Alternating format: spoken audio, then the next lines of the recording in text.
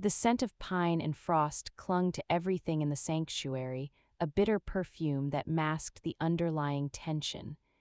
Winter had descended upon our packlands with unusual ferocity, forcing everyone into closer quarters than comfort allowed. I pulled my threadbare sweater tighter around my shoulders, trying to appear smaller as I navigated the crowded main hall where pack members gathered for the monthly assembly. Being an omega in a world dominated by alphas and betas meant learning how to move like a ghost, how to fade into backgrounds, how to make yourself forgettable. My pale blonde hair, the one feature I couldn't easily conceal, was tucked beneath a simple knitted cap, a gift from my grandmother before she passed. She had woven it with strands of her own silver hair, telling me, "When you wear this, child, you carry my protection." The memory of her words had become my talisman in moments like these, when my heart hammered against my ribs and my palms grew damp. "Make way for the Alpha King." The command boomed through the hall and the crowd parted like water breaking against stone. I pressed myself against the rough wooden wall, ducking my head as Alpha Darius entered with his entourage. He moved with the certainty of a man who had never questioned his place in the world, his shoulders broad beneath a cloak of midnight fur, his dark beard neatly trimmed around a jaw that rarely softened into a smile. At his side walked his beta commanders, and behind them, trailing with reluctant steps, was a boy of perhaps 7 or 8 years, the Alpha King's son. Even from my position at the periphery, I could sense the pup's distress. His small face was contorted in a scowl that mimicked his father's, but his eyes betrayed a wild panic. This was Prince Leo, the subject of endless pack gossip. His mother, the former Luna, had left the pack 3 years ago. Since then, the boy had become known for his resistance to female caretakers. No female attendant lasted more than a few days in his presence before being driven away by his outbursts and hostility. "The winter has brought challenges," Alpha Darius began, his voice filling the hall without effort. "The eastern border has reported 3 rogue wolf incursions this month alone. I should have been listening. Pack meetings were mandatory after all, but my attention remained fixed on the boy.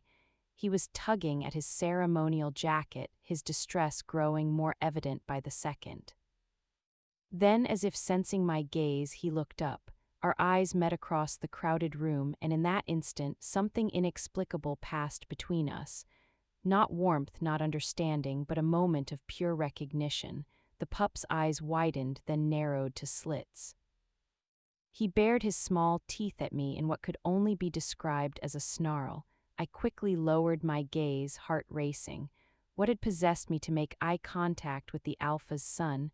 Omegas knew better than to draw attention to themselves, especially from the royal family. My grandmother's voice echoed in my mind, "Keep your eyes down, but your spirit up, little one." "And so we welcome volunteers for the winter patrol," Alpha Darius was saying, his gaze sweeping the crowd. "Those with healing gifts are particularly needed at the border outposts." My fingers instinctively touched the small pouch of dried herbs I kept in my pocket. Healing was my only gift, the one ability that occasionally made me valuable rather than merely tolerated. I had inherited my grandmother's knowledge of plants and remedies, along with her intuitive understanding of pain, both physical and otherwise. "I volunteer." I heard myself say it, my voice sounding strange and distant to my own ears. A murmur rippled through the crowd as heads turned, searching for the speaker. The Alpha King's gaze found me, his expression unreadable. "Step forward, Omega." I moved through the parting crowd, conscious of every eye upon me. My legs felt hollow, my steps uncertain. Standing before Alpha Darius, I fought the urge to shrink into myself, focusing instead on the steady weight of my grandmother's cap upon my head. "Your name?" he asked, his voice slightly less thunderous at this proximity. "Isla Alpha," I managed, meeting his eyes for the briefest moment before lowering my gaze respectfully. "I have training in herbal medicine and wound treatment." An omega healer, he mused, and I couldn't tell if his tone held disdain or interest. You understand the dangers of border service. The rogues we face are not known for mercy. Before I could answer, a small but powerful force collided with my legs. Prince Leo had launched himself at me, his small fists pounding against my thighs as he snarled, "No, no more women, they all leave, they all lie." The hall fell silent, the collective breath of the pack held in shock. No one touched the Alpha's son without permission. No one. Acting on instinct rather than reason, I dropped to one knee, bringing myself to the boy's level. I didn't attempt to restrain his flailing hands or soothe him with empty words. Instead, I simply existed in his storm, letting him expend his fury while I remained steady. "I hate you," he spat, his small chest heaving. "I hate all of you." "I know," I said quietly, surprising myself with the calm in my voice. "That's okay." His assault paused momentarily, confusion crossing his features. He'd clearly expected fear, tears, or anger, the usual responses he provoked. My acceptance of his hatred seemed to bewilder him. "You smell like pine trees," he said accusingly, as if this were somehow a personal affront. I nodded. "I gather pine resin for medicine. It gets in your skin after a while." The boy's nostrils flared as he drew in my scent more deliberately. Something in his rigid posture softened almost imperceptibly. I knew this moment was precarious. One wrong move could reignite his rage, or worse, draw the Alpha's punishment for my presumption in addressing the prince so directly. "Leo." Alpha Darius's voice cut through the tension. "Return to my side." The boy hesitated, his eyes still locked with mine. In that suspended moment, I saw past his anger to the wounded creature beneath. A child whose mother had left, whose father was distant, whose world had been defined by abandonment. I recognized that pain because it lived in me too. An old companion that had shaped the contours of my existence since my parents had perished in a territory dispute when I was barely older than Leo was now. "It's okay to be angry," I whispered low enough that only he could hear. "But it isn't okay to stay that way forever. It gets heavy after a while." Something flickered in his eyes, not understanding, perhaps, but a kind of grudging curiosity. Then he turned and walked back to his father, though his usual stomping was replaced by a more measured pace. Alpha Darius regarded me with an intensity that made my skin prickle. "You will report to Beta Commander Thorn for border assignment," he said finally. "Be prepared to depart at first light tomorrow." I bowed my head in acknowledgement, relief washing through me that my interaction with the prince had not earned me punishment. As I straightened, I caught sight of an older man standing slightly behind the Alpha, his advisor from the ceremonial markings on his robes. The man was studying me with a calculating interest that sent a chill down my spine. "The meeting is concluded," Alpha Darius announced, and the crowd began to disperse, conversations rising like the buzzing of disturbed bees. I turned to leave, eager to prepare for tomorrow's journey, when a small voice cut through the noise. "Wait." Prince Leo had broken away from his father again and was standing a few paces from me. The hall quieted once more, all eyes moving between the prince and the Omega he had addressed. "You're not scared of me," he said, half question and half accusation. I considered my answer carefully, aware of the listening ears all around us. "I'm scared of many things, Your Highness, but angry pups aren't among them." A few shocked gasps echoed through the hall at my boldness. Even the Alpha's eyebrows rose slightly, but Leo's reaction surprised everyone. The corner of his mouth twitched. Not quite a smile, but the nearest approximation he might have managed in years. "You'll come back," he demanded, the question carrying layers of meaning that broke my heart. "You won't leave like she did." I knew I shouldn't make promises I couldn't keep. Border duty was dangerous, and an Omega stood little chance against determined rogues, but looking into those wounded eyes, I found myself nodding. "I'll come back," I said, the words feeling like a vow etched into my bones. Leo stared at me for a long moment before turning and walking away, his small shoulders set in a rigid line. As the crowd dispersed, I felt the weight of what had just transpired settle over me. Somehow, in the space of a few minutes, I had entangled my fate with that of the Alpha's son. As I made my way back to my small cabin at the edge of pack territory, the snow began to fall more heavily, erasing my footprints almost as soon as they were made. The forest around me creaked and groaned under the weight of winter. And in that moment I felt achingly alone. What had I done? Volunteering for border patrol was dangerous enough, but drawing the attention of the royal family was potentially deadly. My hand touched the pouch of herbs at my belt, seeking comfort in the familiar shapes within. My grandmother's voice seemed to whisper on the wind. Sometimes the most broken creatures are the ones most in need of healing, little one, and sometimes in healing others we heal ourselves. I paused at my cabin door, looking back at the distant lights of the pack compound. Somewhere in that collection of buildings, a small boy with angry eyes and a wounded heart was perhaps thinking of the Omega who hadn't flinched at his rage. And despite the danger ahead, despite the uncertain path I now walked, I felt a strange flicker of something I hadn't experienced in years. Hope. Dawn broke reluctantly over the packlands, pale fingers of light struggling through heavy clouds pregnant with snow. I had barely slept, spending most of the night organizing my meager belongings and preparing bundles of herbs and tinctures that might prove useful at the border outpost. My hands moved with practiced efficiency, wrapping dried arnica for bruises, willow bark for pain, and yarrow for wounds that wouldn't close. Each bundle was a prayer of sorts, a hope wrapped in knowledge. My grandmother had taught me that healing wasn't just about the properties of plants, but about the intention with which they were gathered and prepared. "Your hands remember what your mind forgets," she used to say as she guided my fingers through the processes of crushing, steeping, and binding. A sharp knock at my door startled me from my reverie. The sky had barely lightened. It was too early for my escort to the border. Wiping my hands on my worn trousers, I moved cautiously to the door and pulled it open.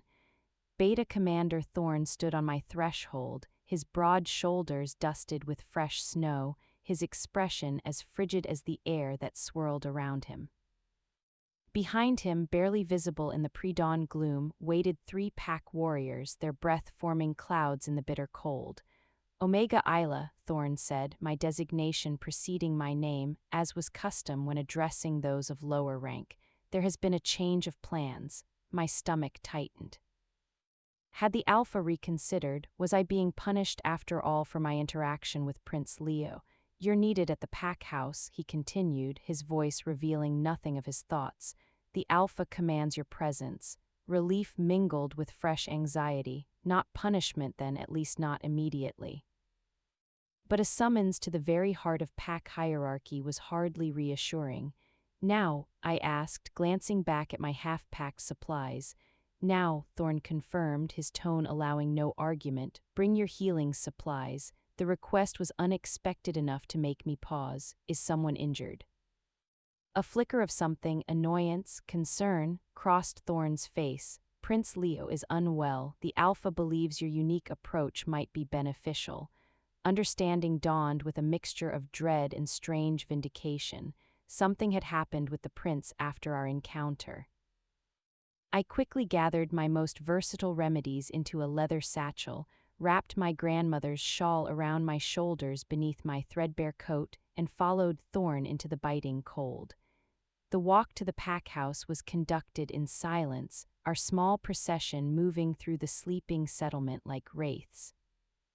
Fresh snow muffled our footsteps, and in the distance I heard the mournful howl of a wolf on patrol, a sound that always stirred something primal and lonely within me.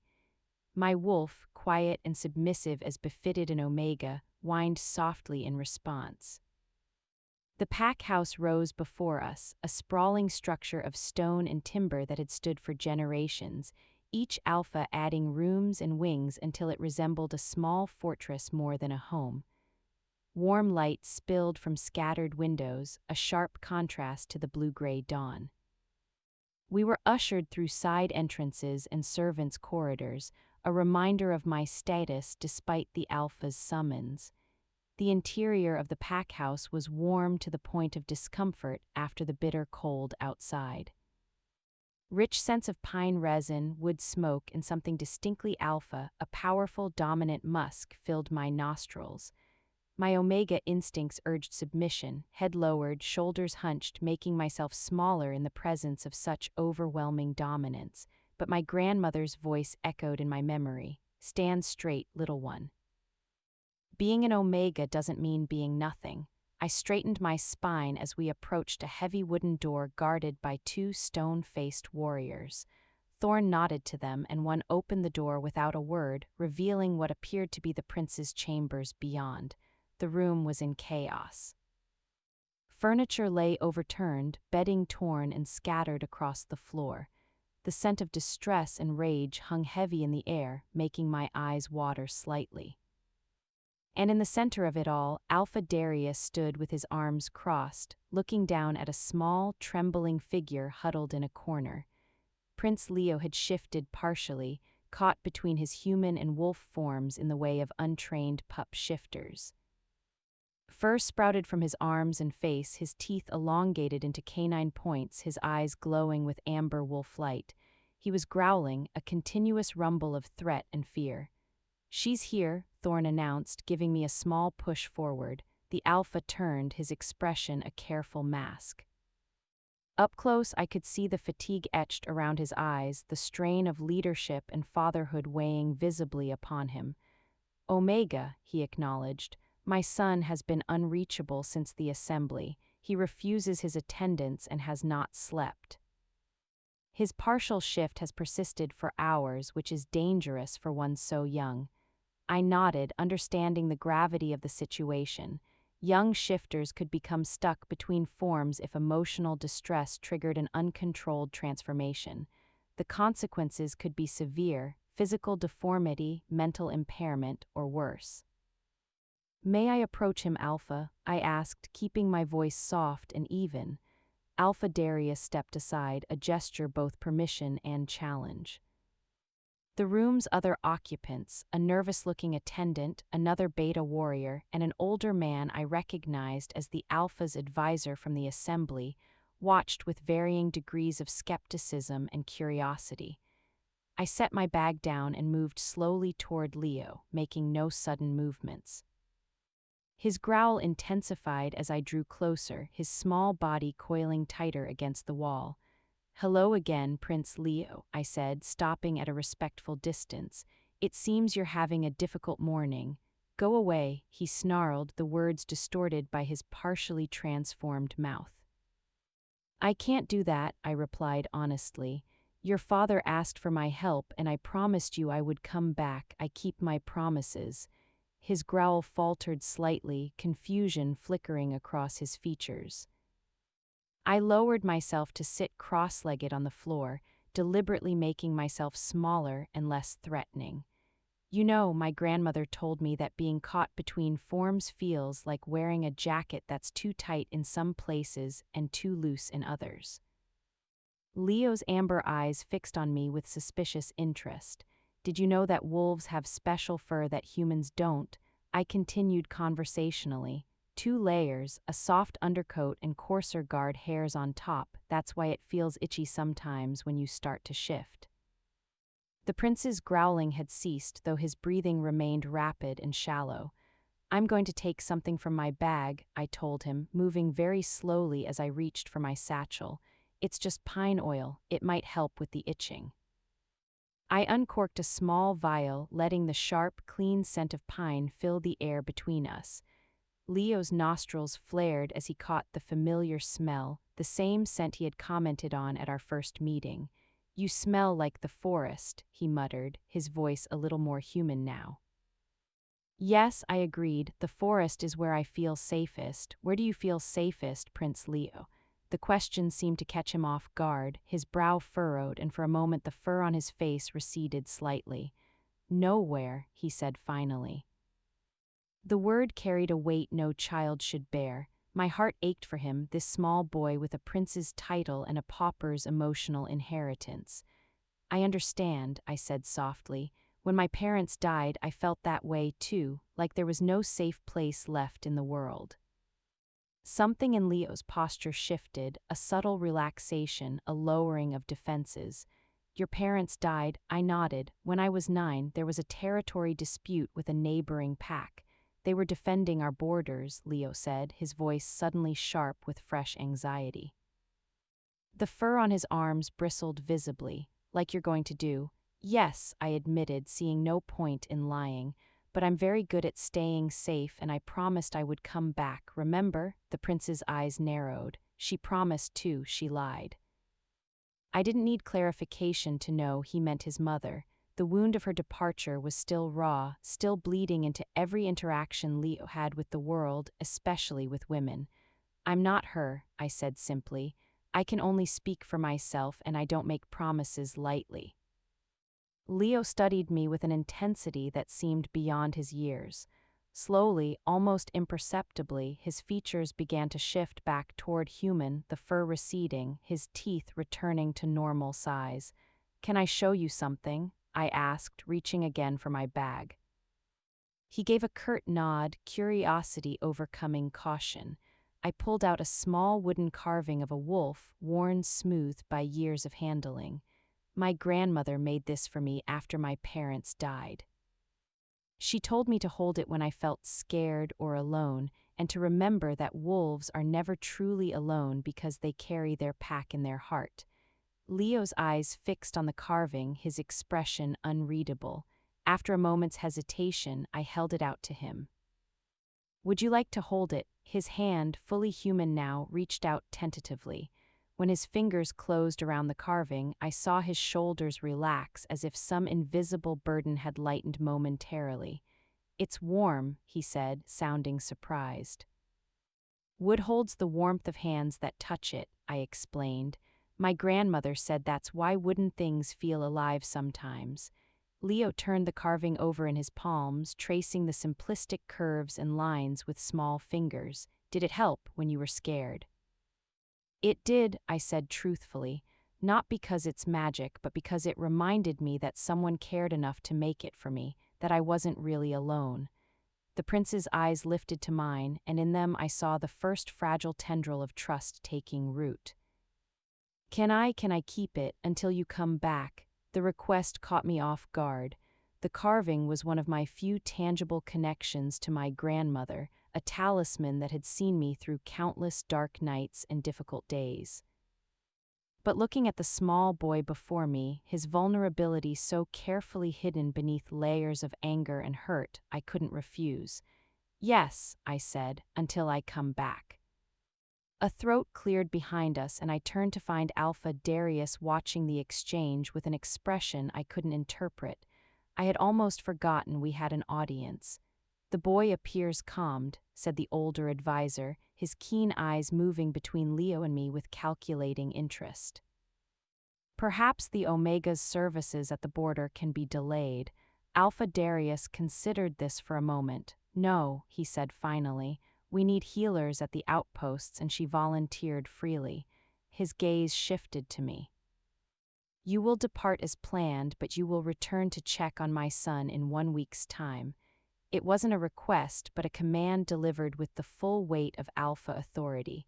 I bowed my head in acknowledgement, even as my mind raced with the implications.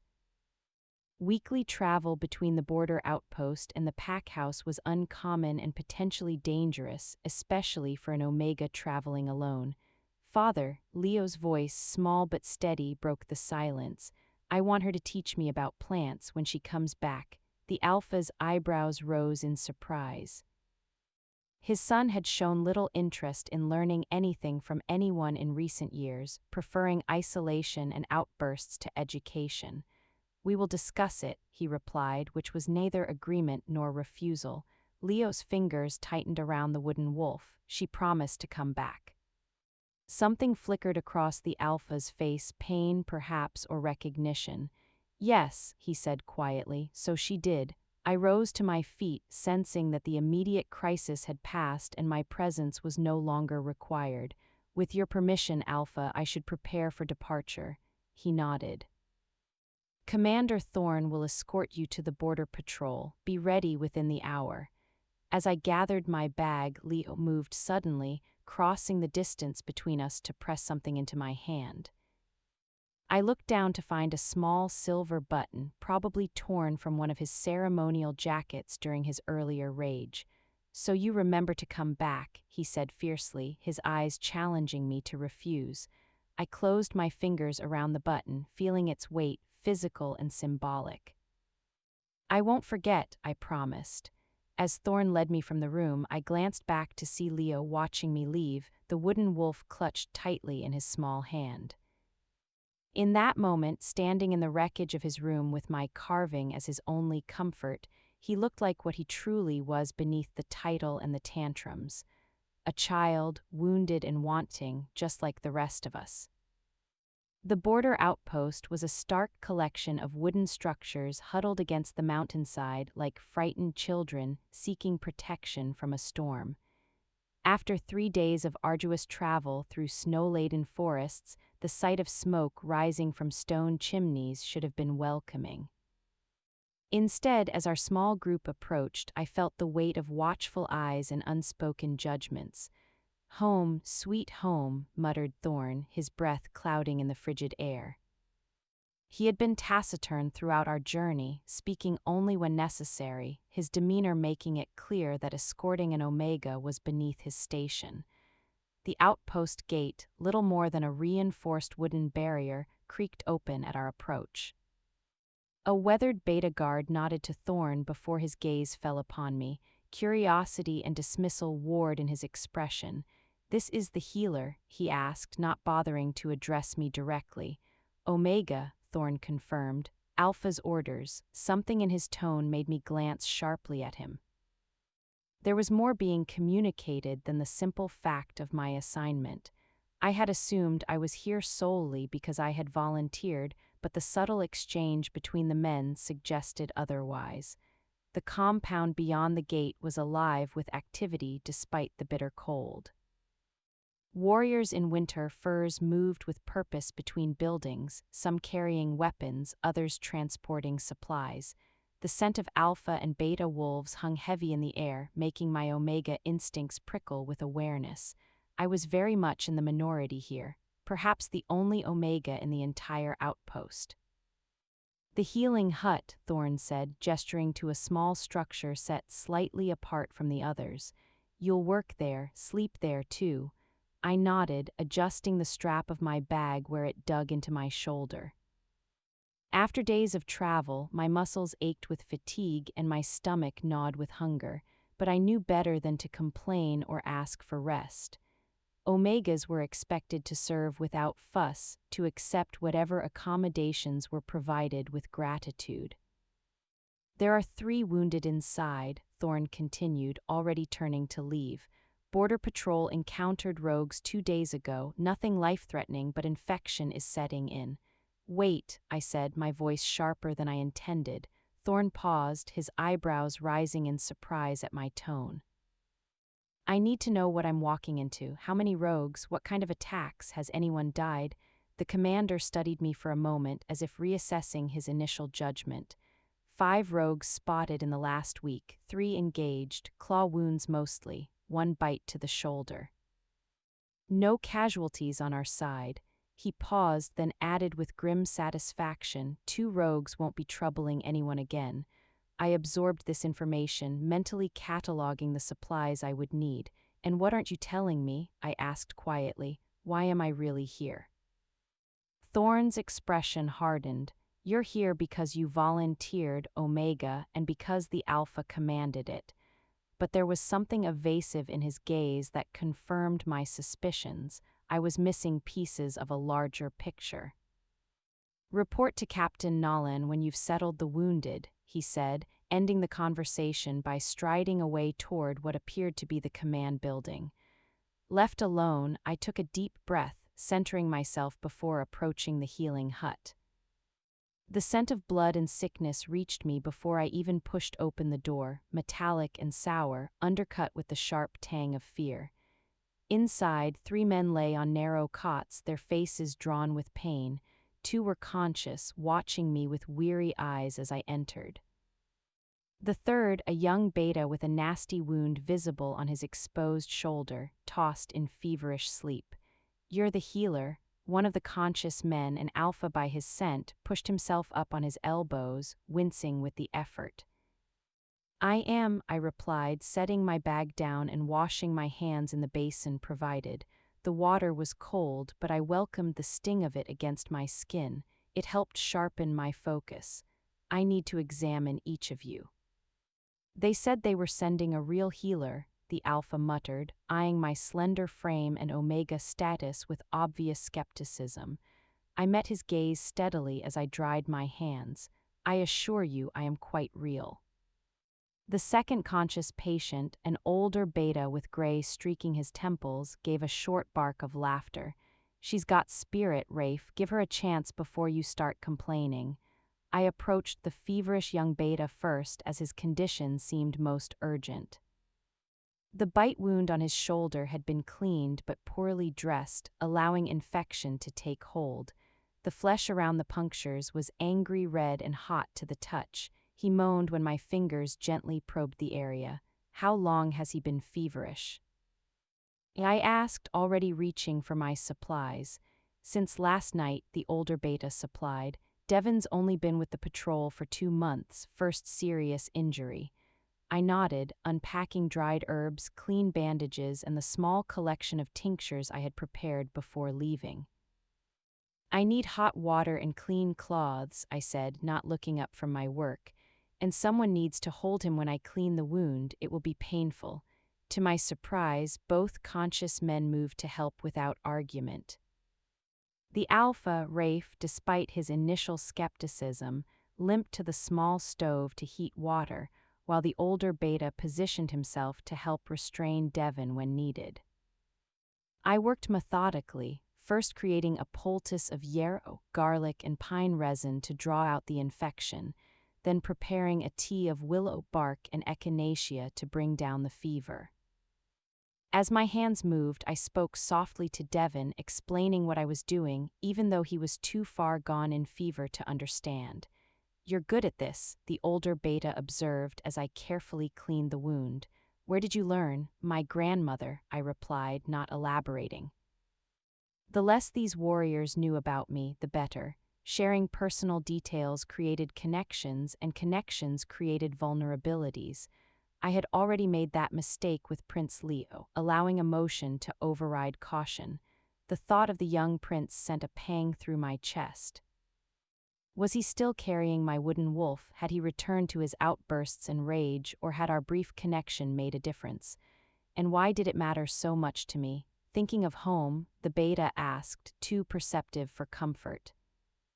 I shook my head, refocusing on my task. "Thinking of infection pathways. Hold him firmly now." Devon cried out as I cleaned the deepest part of the wound, his body trying instinctively to escape the pain. The other men held him steady as I worked, their eyes watching my every move with growing respect. By the time I had treated all 3 patients, Rafe's slash wounds across his ribs, the older betas, whose name I learned was Morris, sprained wrist and minor cuts. The short winter day was fading into early darkness. My back ached from bending over cots, and hunger gnawed more insistently at my stomach. "You should eat," Morris said as I washed my hands again. "Kitchen hut is the one with the red door. Tell them I sent you." I nodded gratefully. "I'll check on Devon again before I sleep. Keep him drinking the tea whenever he wakes, even if it's just a few sips." Stepping outside, I was struck by how the temperature had plummeted with nightfall. The air felt brittle with cold, each breath painful in my lungs. Stars were beginning to appear in the darkening sky, hard and bright as ice crystals. The kitchen hut was warm and aromatic with the smell of some kind of stew. Conversations paused briefly as I entered, curious gazes taking in my light hair, slender build, and unmistakable omega scent. I kept my eyes lowered, moving toward the large pot bubbling over the fire. You, the new healer, a broad-shouldered woman with a practical braid and beta scent, looked me up and down without bothering to disguise her assessment. Yes, I replied simply. Morris sent me for food. She nodded, ladling a generous portion of stew into a wooden bowl. Sit anywhere, eat while it's hot. I found a place at the end of a long table away from the main clusters of warriors. The stew was simple but hearty: venison, root vegetables, and wild barley. After days of travel rations, it tasted like a feast. I was halfway through my meal when a shadow fell across the table. Looking up, I found myself facing a tall, imposing alpha with a scar bisecting his left eyebrow. His uniform markings identified him as Captain Nolan, the outpost commander Thorn had mentioned. Omega Isla, he said, my name an acknowledgement rather than a greeting. Walk with me when you've finished. It wasn't a request. I swallowed my mouthful of stew and nodded, appetite suddenly diminished. When the captain had strode away, I forced myself to eat the remainder quickly, knowing I needed the strength for whatever was coming. Outside, Nolan was waiting, his breath visible in the freezing air. Without speaking, he began walking toward the perimeter fence, clearly expecting me to follow. The compound was quieter now, most inhabitants seeking warmth indoors as night settled fully over the mountains. You've treated the wounded? Nolan asked when we reached a section of fence that overlooked the dark forest beyond. Yes, Captain. Devon's infection concerns me, but he should improve by morning if the herbs work as expected. Nolan nodded, his gaze fixed on the tree line. Good, we need every fighter combat ready. I waited, sensing there was more to this conversation than a status report on the wounded. What did Alpha Darius tell you about your assignment here? He asked finally, turning to study my face. Only that healers were needed at the border outposts, that rogues had been spotted in increasing numbers. The captain's expression remained impassive, but something in his scent changed, a subtle sharpening that my omega senses registered as concern. What weren't you told, Captain? I asked, echoing my earlier question to Thorn. Nolan's mouth tightened. These aren't ordinary rogues. They're organized, coordinated, and they're specifically targeting weaknesses in our border defenses. A chill that had nothing to do with the winter night crawled up my spine. You think someone is feeding them information? I know someone is, he said grimly. What I don't know is who. Understanding dawned with cold clarity. And that's why I'm here, an Omega from outside the regular border patrols, someone with no existing loyalties or connections to anyone at this outpost. Nolan inclined his head slightly, confirming my deduction. He wants me to spy on his own warriors, I said flatly. He wants you to help protect this pack, Nolan corrected, a hint of steel entering his tone, including his son. If these borders fall, the rogues won't stop at the outposts. They'll push straight to the heart of our territory. The mention of Prince Leo stirred something protective within me. The image of his small face, vulnerable despite its mask of anger, flashed in my mind. I thought of the silver button in my pocket, his pledge that I would return. Why me? I asked, though I was beginning to understand. Why not send one of his trusted warriors undercover? Because no one notices an Omega, Nolan said bluntly. Warriors talk freely around you, assuming you're focused only on your healing duties. You can move through the outpost without raising suspicion. The assessment was pragmatic, unsentimental, and entirely accurate. My invisibility, the very quality that had defined my existence within the pack, was now my greatest asset. What exactly am I looking for? I asked, accepting the unspoken assignment. Unusual behaviors, warriors who ask too many questions about patrol schedules, anyone who leaves the compound alone, especially at night, communications with outsiders. Nolan's gaze was piercing now. You'll report only to me, and only when we can speak privately, as we are now. I nodded, the weight of this secret mission settling heavily upon my shoulders alongside my healing duties. and when I returned to check on Prince Leo, surprise flickered across Nalan's features. "You're returning to the pack house. Alpha's orders," I explained. In 5 days' time, the prince responded to me. Understanding dawned in Nalan's eyes. "Ah, the rumors of the boy's condition reached even here. They say he's been unmanageable since his mother left." "He's hurting," I said simply, unwilling to betray Leo's vulnerability further by discussing his behaviors. The captain studied me with new interest. "You've formed a connection with the Alpha's son." It wasn't a question, but I answered anyway. "A tentative one. He's very mistrustful." "With good reason," Nalan muttered, his tone suggesting he knew more about the former Luna's departure than most. Before I could question him, he continued, "Your return to the pack house can serve 2 purposes, then. Report your observations to me before you leave." With that, he turned to go, clearly considering our conversation concluded, but a question burned in my mind, one I needed answered before I could fully commit to this dangerous game of observation and secrets. "Captain," I called after him. He paused, looking back over his shoulder. "What happens to the traitor when they're found?" Nalan's expression hardened. "Alpha justice," he said simply, and the 2 words carried all the weight of a death sentence. Left alone by the fence, I gazed out at the dark forest, trying to imagine who among the warriors I'd met today might be betraying their pack. What could drive someone to such treachery? Money, revenge, power, all seemed possible motivations, all equally dangerous. The silver button in my pocket seemed suddenly heavier. I pulled it out, running my thumb over its cool surface. Prince Leo's face appeared in my mind again, his fierce demand echoing, "So you remember to come back." I had made a promise to a wounded child. And now I had accepted a mission that might make keeping that promise impossible. If I identified the traitor, would they hesitate to eliminate a troublesome Omega witness? If I failed to find them, would the Alpha hold me responsible when the next attack came? The night wind carried the howl of a lone wolf from somewhere deep in the forest.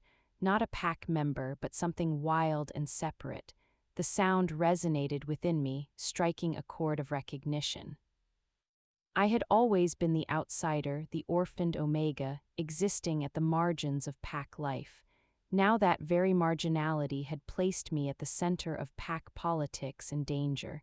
I closed my fist around Leo's button, feeling its edges press into my palm. Whatever came next, I would face it with the same quiet strength that had sustained me since my parents' deaths. I would observe, I would heal, and somehow I would return to the pack house where a small boy with trust issues and a wooden wolf was waiting. As I made my way back to the healing hut to check on Devon's fever, snowflakes began to fall, soft and silent as secrets. The outpost had grown quiet, warriors retreating to barracks and guard posts. Only the occasional shadow moving between buildings disrupted the stillness of the night. One such shadow caught my attention, a figure slipping from the command hut toward the stables, moving with deliberate stealth. I paused, watching as they glanced furtively around before disappearing inside. My heart quickened. Was this innocent, a warrior assigned to late-night stable duty, or something more sinister? Should I report it immediately to Nalan, or was I seeing treachery where none existed? Before I could decide, the stable door opened again and the figure emerged, leading a saddled horse. In the faint light spilling from a nearby window, I caught a glimpse of the warrior's face. Rafe. The Alpha I had treated earlier that day. His wounded ribs should have made riding painful, if not impossible.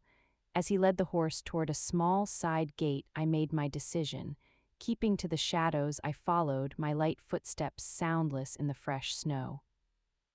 I pressed myself against the rough wooden wall of the stables, heart hammering in my chest as Rafe glanced in my direction. Had he sensed me? My Omega scent was naturally fainter than that of Alphas or Betas, and the prevailing wind carried it away from him. But experienced warriors developed keen instincts for being watched. After a tense moment, Rafe turned away, leading his horse through the small side gate. I waited until he had disappeared into the tree line before moving. Following him directly would be foolish. My tracking skills were minimal, and the forest at night was treacherous, even for those familiar with it. Instead, I slipped into the stables, seeking information of a different kind. The building was warm with the bodies of a dozen horses, their gentle breathing and occasional shifts creating a soothing rhythm in the darkness.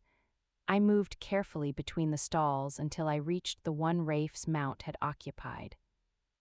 The horse's tack and supplies might tell me something about his intentions, a journey's expected duration, its purpose, its destination. A small lantern hung from a hook nearby. I lit it, keeping the flame low, and examined the stall.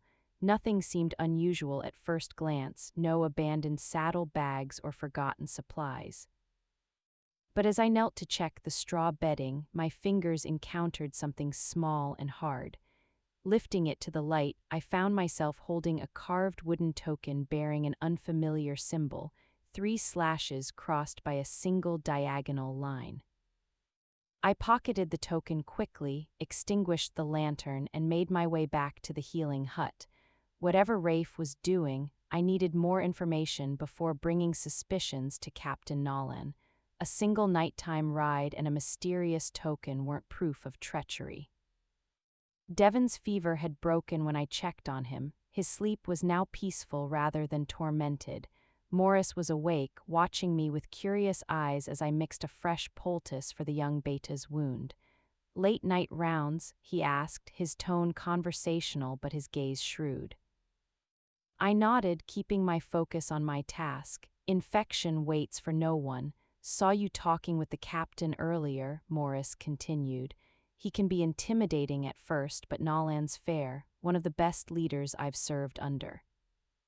I made a non-committal sound, wondering if this was innocent conversation or subtle probing. Morris had been at the outpost longer than most. He would know the routines, the personalities, the potential weaknesses in security. "How long have you been stationed here?" I asked, changing the dressing on Devon's shoulder with gentle movements. 3 years this winter," Morris replied. "Longer than most. Young wolves get restless at the borders, prefer rotations back to central territories where there's more action of the pleasurable kind." He grinned, then winced as the movement pulled at a cut on his cheek. "And Rafe, he seems intense," Morris chuckled. "Alpha through and through, that one. Ambitious, too. Volunteered for border duty to catch the Alpha's attention. Wants a position in the inner guard eventually. Interesting."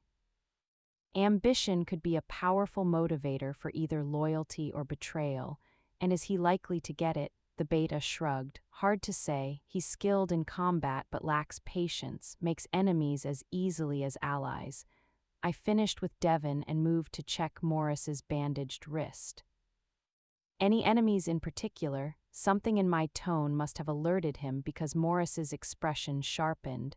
"Why the interest in Rafe Omega?" I kept my face carefully neutral. "He was my first patient here. I like to understand those I heal." Morris studied me for a moment longer before relaxing. "Well, he and Captain Nolan have had their disagreements, strategy differences mainly. Rafe favors more aggressive patrols, pushing deeper into neutral territory. Nolan's more cautious." This information settled alongside my observations like pieces of a puzzle. Not enough to form a complete picture, but suggestive of shape and pattern.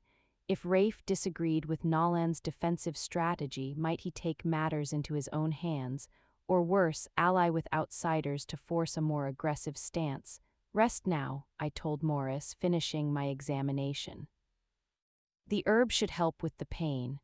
As I settled onto my own narrow cot in the corner of the healing hut, sleep eluded me. The wooden token pressed against my thigh through the fabric of my pocket, its presence a constant reminder of the dangerous game I'd entered. I thought of Prince Leo, of the silent promise encoded in his silver button. 5 more days until I would see him again if I survived the growing intrigue around me. The next 4 days passed in a blur of healing duties and careful observation. I treated wounds, mixed remedies, and listened. always listened to the conversations flowing around me. As Captain Nolan had predicted, my Omega status rendered me nearly invisible in warriors' eyes. They spoke freely in my presence, discussing patrol schedules, personal grievances, and outpost politics. Rafe returned before dawn the morning after his mysterious ride, slipping back through the side gate as if he'd never left. If anyone noticed his absence, they gave no indication. He avoided the healing hut and me, his wounds apparently causing him less concern than whatever secret missions occupied his nights.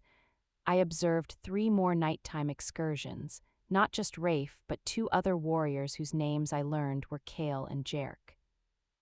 They left separately, hours apart, but their furtive movements shared the same careful stealth, the same attention to avoiding guard posts. On the 4th night, I finally seized an opportunity to speak privately with Captain Nolan, finding him alone in the command hut after most of the outpost had retired. "You have something to report," he said, not looking up from the map spread before him. I placed the wooden token on the table. "I found this in the stable after Rafe took a horse out 4 nights ago. He's gone out again twice since then. 2 others, Kale and Jerk, have made similar trips." Nolan picked up the token, his expression darkening as he examined the symbol. "Where exactly did you find this?" "In the straw of Rafe's horse's stall. It could have fallen from his pocket or been deliberately hidden." The captain's jaw tightened. "This mark belongs to the Shadowclaw pack. They were driven from their territories 2 years ago for practicing forbidden blood rituals. Those who survived scattered, becoming the worst kind of rogues." A chill ran through me. "You think Rafe is in league with them?" "I think this is damning evidence, but not yet conclusive," Nolan said carefully. "We need to know where they're meeting, what information is being exchanged." "I leave for the pack house tomorrow," I reminded him. "Alpha's orders." Nolan nodded slowly. "Yes, and you'll deliver a full report to Alpha Darius when you arrive. Include everything you've observed, the token, the nighttime departures, the warriors involved. And if I'm wrong, if there's an innocent explanation," the captain's eyes met mine, hard as flint. "Then Rafe and the others will have the opportunity to provide it to the Alpha himself." I swallowed, the weight of potential false accusations settling heavily on my shoulders. "What if Rafe leaves again tonight?" "I'll have him watched," Nolan assured me. "Your part in this is done, Omega. You've served the pack well." I should have felt relieved, but uneasiness lingered as I left the command hut. Something about the situation felt unresolved, pieces of the puzzle still missing or misaligned, but my time at the outpost was ending for now. Tomorrow I would return to the pack house, to Prince Leo and his wooden wolf. The journey back to Central Pack territory was mercifully uneventful, though tension knotted my shoulders throughout the day-long trek. My escort, a stoic beta warrior named Ellis, spoke little, seemingly content to travel in silence. I was grateful for his taciturn nature, as it gave me time to organize my thoughts and prepare for my dual responsibilities: reporting to Alpha Darius about possible traitors and reconnecting with his wounded son. As we approached the pack house in the fading light of afternoon, fresh snow began to fall, soft flakes catching in my hair and on my eyelashes. The settlement looked different somehow, smaller, perhaps, or more confined than I remembered. A week at the border, with its vast forests and mountain vistas, had altered my perspective. Ellis led me directly to the pack house rather than to my cabin, indicating that my report was expected immediately. Servants eyed me curiously as we were shown through corridors that were becoming distressingly familiar.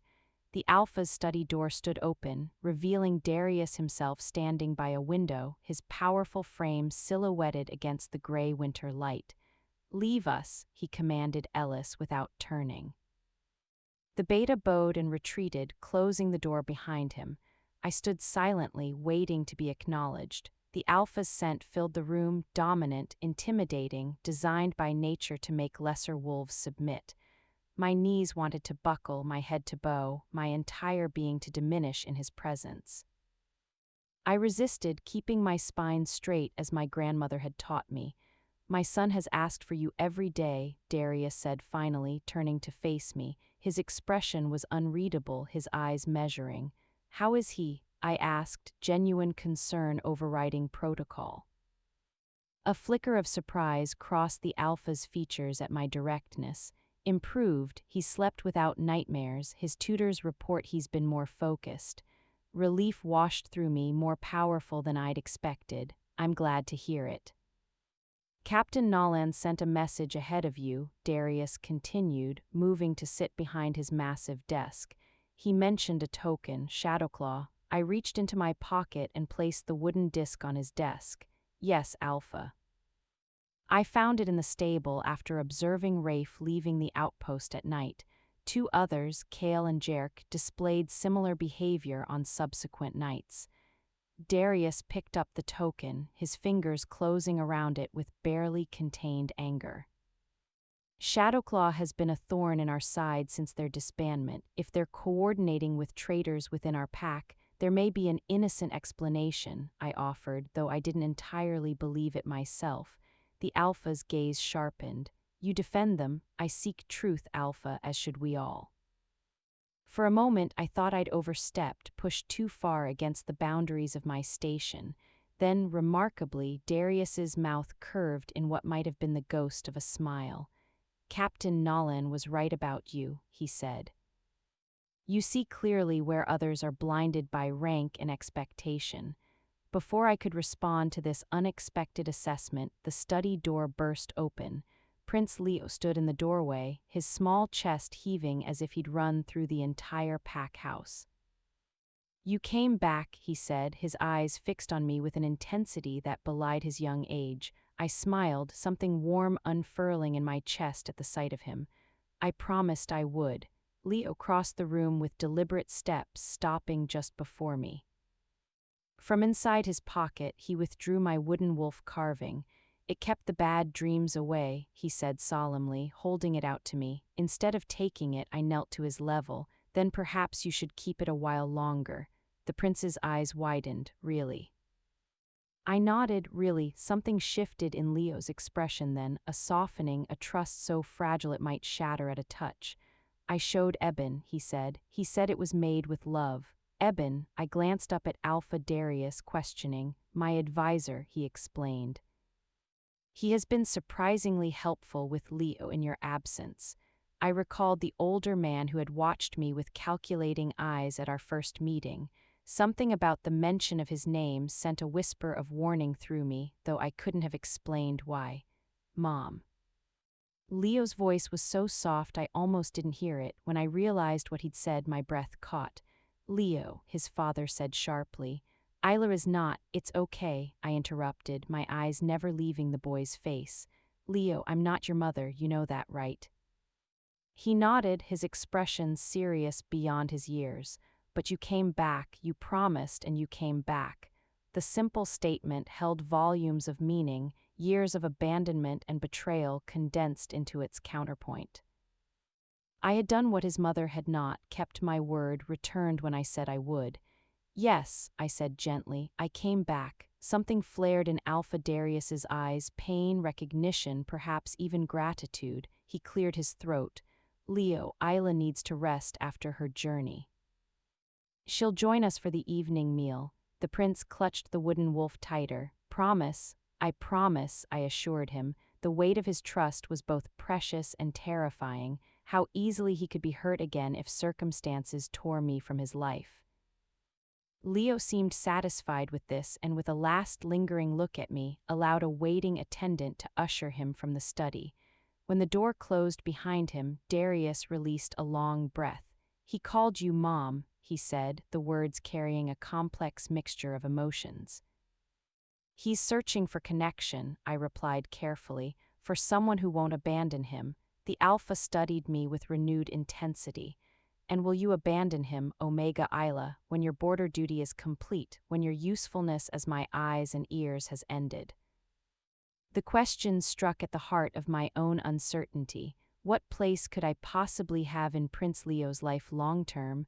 An orphaned Omega healer had no claim to royalty, no right to form attachments to the Alpha's son. I don't know what the future holds, I answered honestly. But I won't disappear without explanation. I won't leave him wondering why he wasn't enough. Something in my words seemed to reach Darius, penetrating the armor of authority he wore like a second skin. For a brief moment I glimpsed the man beneath the Alpha, wounded, wary, as scarred by his mate's departure as his son had been. Her name was Serena, he said unexpectedly. Leo's mother. She was brilliant, beautiful, willful. His gaze turned distant. I thought her strength would make her an ideal Luna. I didn't understand that same strength would make her chafe against pack constraints. I remained silent, sensing that Darius was speaking more to himself than to me. She left a letter, he continued, his voice hardening.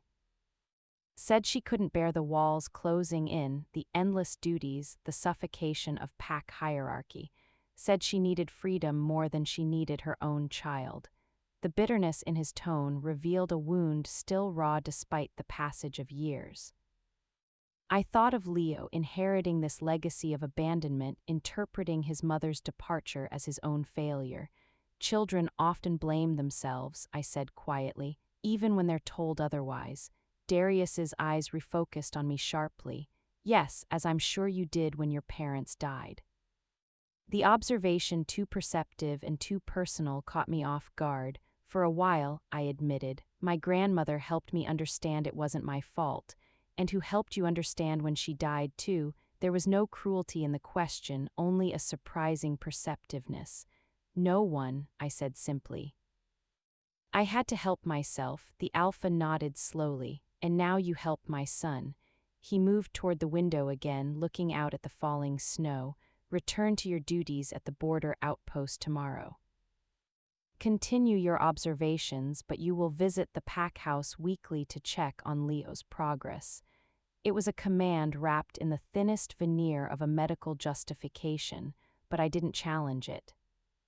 In truth, the thought of regular contact with Leo eased an anxiety I hadn't fully acknowledged. Yes, Alpha, I said, bowing my head in acceptance. Regarding the potential traitors, Darius continued, his tone shifting to cool authority, I will handle the matter personally. Say nothing of your suspicions to anyone, including Captain Nolan. As far as anyone knows, your visits to the pack house are solely for my son's benefit. This change in strategy caught me by surprise. You don't trust Nolan? The Alpha's expression remained impassive. I trust very few, Omega, a luxury of leadership you may someday understand. Before I could decipher this cryptic statement, a knock at the door announced the arrival of the advisor I'd seen previously. Eben, Leo had called him. He entered with the smooth confidence of someone accustomed to the Alpha's presence, his shrewd eyes taking in my appearance with that same calculating interest I'd noticed before. Alpha, the messengers from the Northern Coalition have arrived, he announced before turning to me with a thin smile. Ah, the Omega healer returns. Prince Leo will be pleased.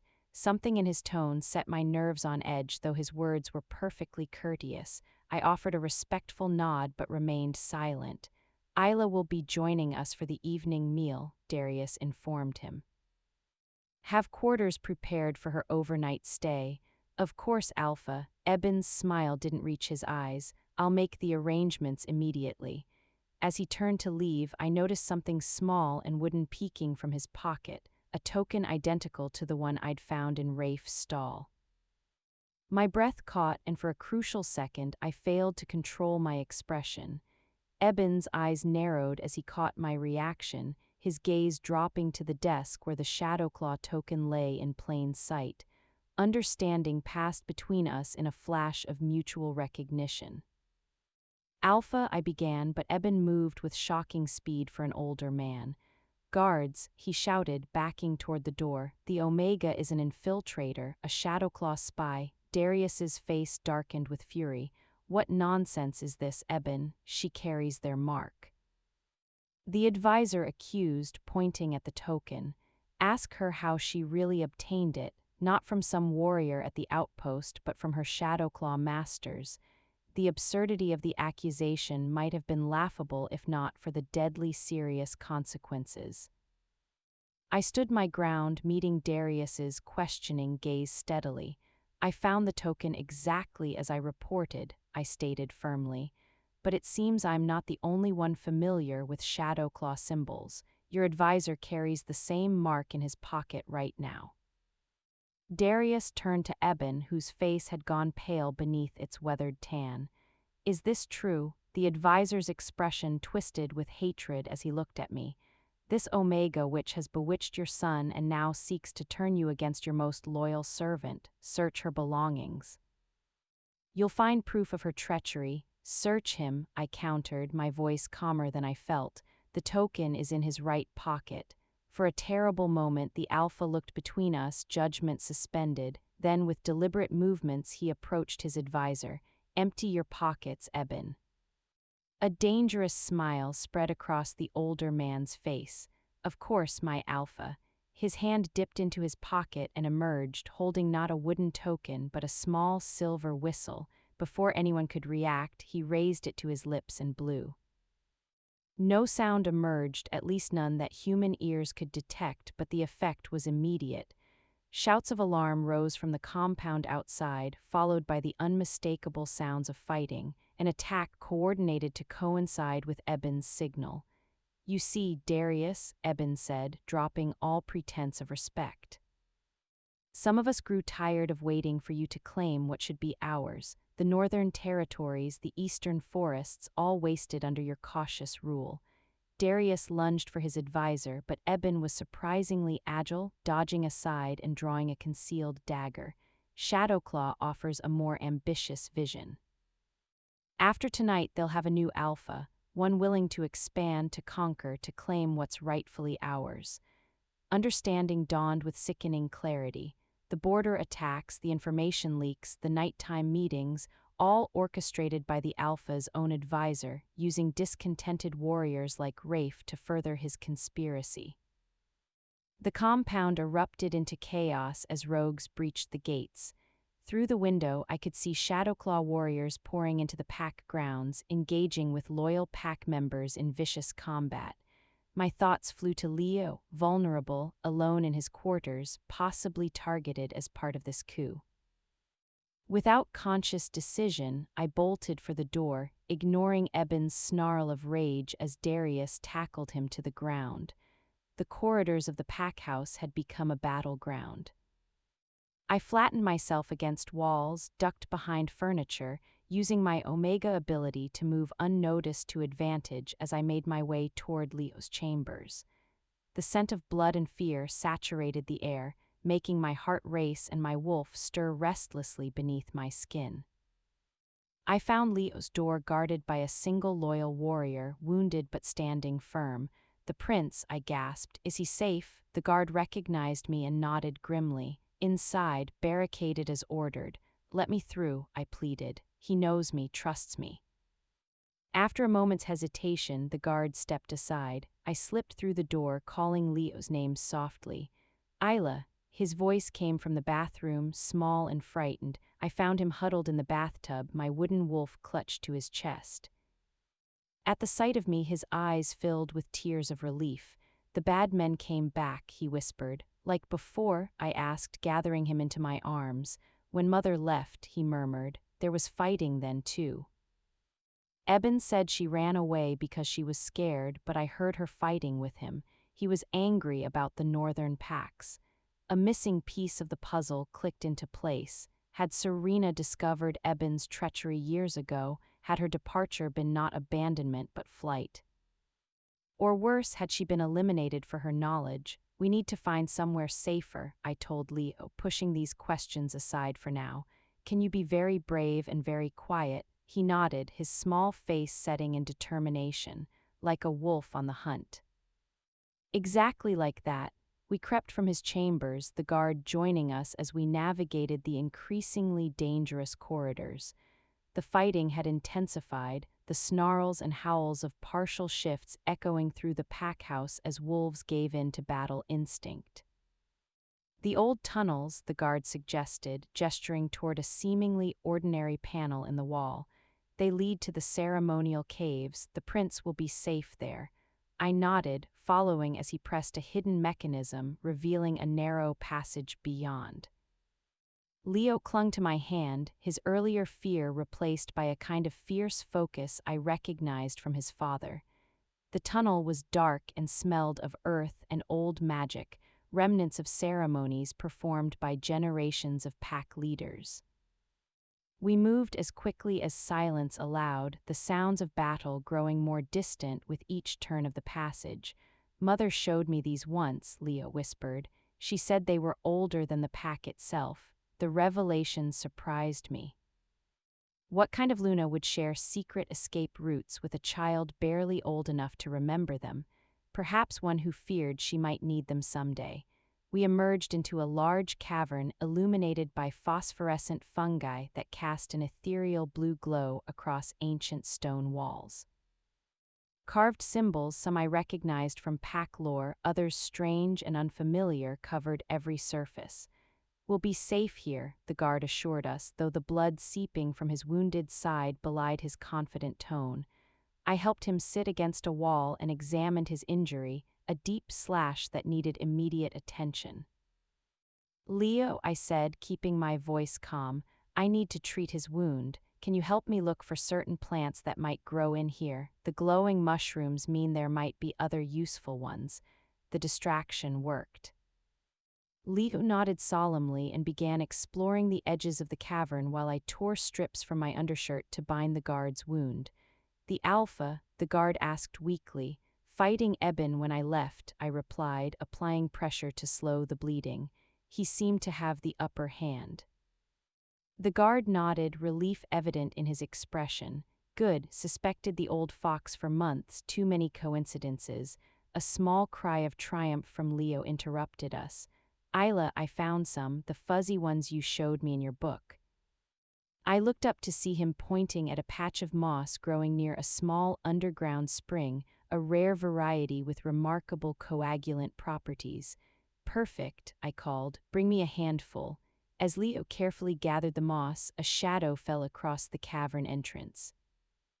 I tensed, positioning myself between the prince and potential danger. Eben stood in the passageway, clothes torn and bloody, a maniacal gleam in his eyes. "How touching," he sneered. "The Omega protects the pup." The wounded guard attempted to rise but collapsed back with a groan. I stood alone between Eben and Leo, no weapon but my determination. "It's over, Eben," I said with more confidence than I felt. "By now, the Alpha knows everything about Shadowclaw, about your betrayal, perhaps even about what really happened to Serena." Fury twisted his features.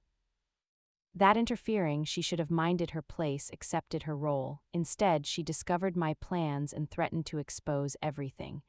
His lips curled in a cruel smile. Eliminating her was almost too easy. Grieving mate, traumatized pup, the perfect cover for my continued work. Behind me, Leo made a small, wounded sound. I reached back, finding his hand and squeezing it tightly. "And now you'll join her," Eben snarled, advancing with his bloody dagger, another tragic casualty of the Shadowclaw attack. I braced myself, mind racing for a strategy, a weapon, anything that might save Leo. In that desperate moment, something shifted within me, a certainty, a clarity that cut through fear. I had spent my life making myself small, invisible, harmless. But for Leo, for this child who had called me mom with such fragile hope, I would become whatever was needed: protector, fighter, survivor. As Eben lunged, a thunderous roar echoed through the cavern. A massive black wolf burst from the tunnel, its powerful form slamming into the traitor with bone-crushing force. Alpha Darius had arrived, fully shifted into his wolf form, magnificent and terrible in his rage. The battle was brief and decisive. Eben never stood a chance against the Alpha's fury. When it ended, Darius shifted back to human form, his eyes finding his son. "Leo," he said, voice rough with emotion. "Are you hurt?" The prince shook his head, still clutching my hand. Isla protected me like Mom would have. Something profound passed across Darius's features: grief, understanding, acceptance. He looked at me standing bloodied but unbowed, still shielding his son despite the danger's end. "Yes," he said softly, "she did." 3 months later, I stood at the edge of the training grounds, watching as Leo concentrated on his lesson. His small face was scrunched in determination as he practiced the basic defensive moves Darius was teaching him. The aftermath of the Shadowclaw attack had transformed many things. The traitors at the border outpost had been identified and dealt with. Captain Nolan had been promoted to Beta Commander for his loyalty, and I had been given a choice. "He needs you," Darius had said simply. "We both do." And so I had remained, not as a temporary presence, but as a permanent one. Official healer to the pack, unofficial guardian to a prince who still carried my wooden wolf carving and still sometimes called me Mom when nightmares woke him. The silver button he had given me now hung on a leather cord around my neck, a reminder of promises made and kept.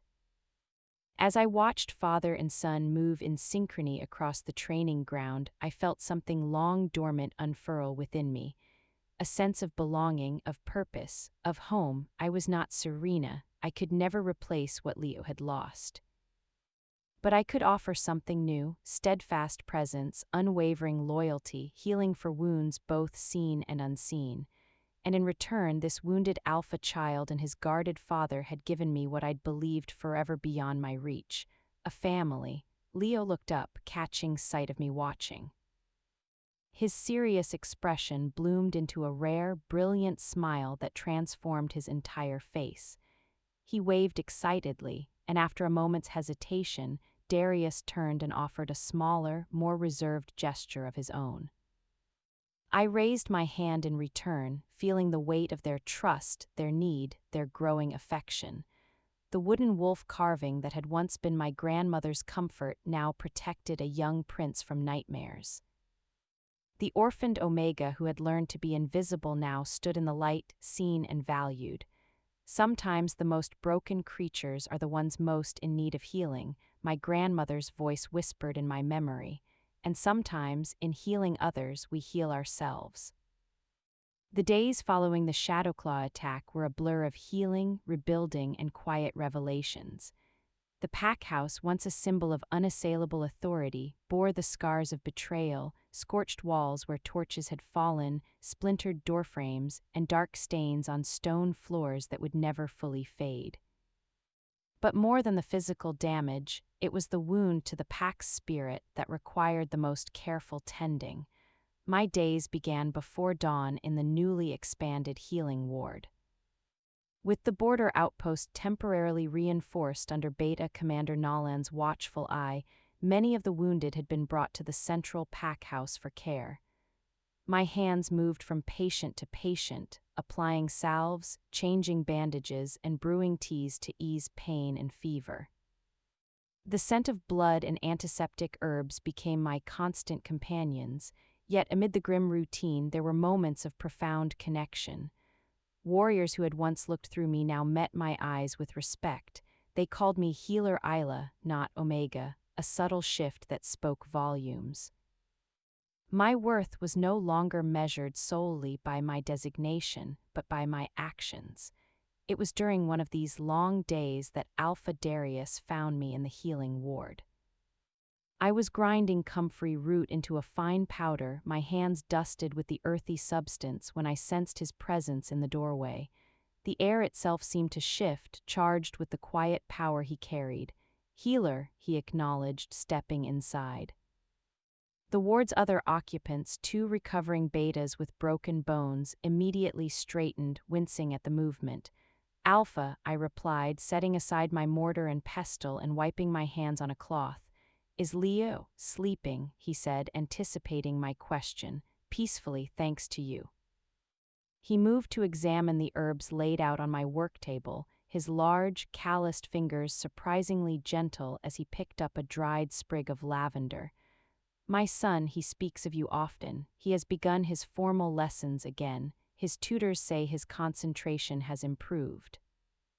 A warmth spread through my chest. I'm glad to hear it. He's a bright boy. He is. Darius's gaze was thoughtful as he watched me resume my work. He asked if you would take your evening meal with us tonight in our private quarters. The invitation startled me. Taking meals with the Alpha and his heir was a privilege reserved for family, trusted advisors, and honored guests, not for orphaned Omega healers. I have duties here, I began, gesturing to the wards. Which can be managed by your assistants for one evening, he stated, his tone leaving no room for argument, yet it lacked its usual edge of command. It sounded almost like a request.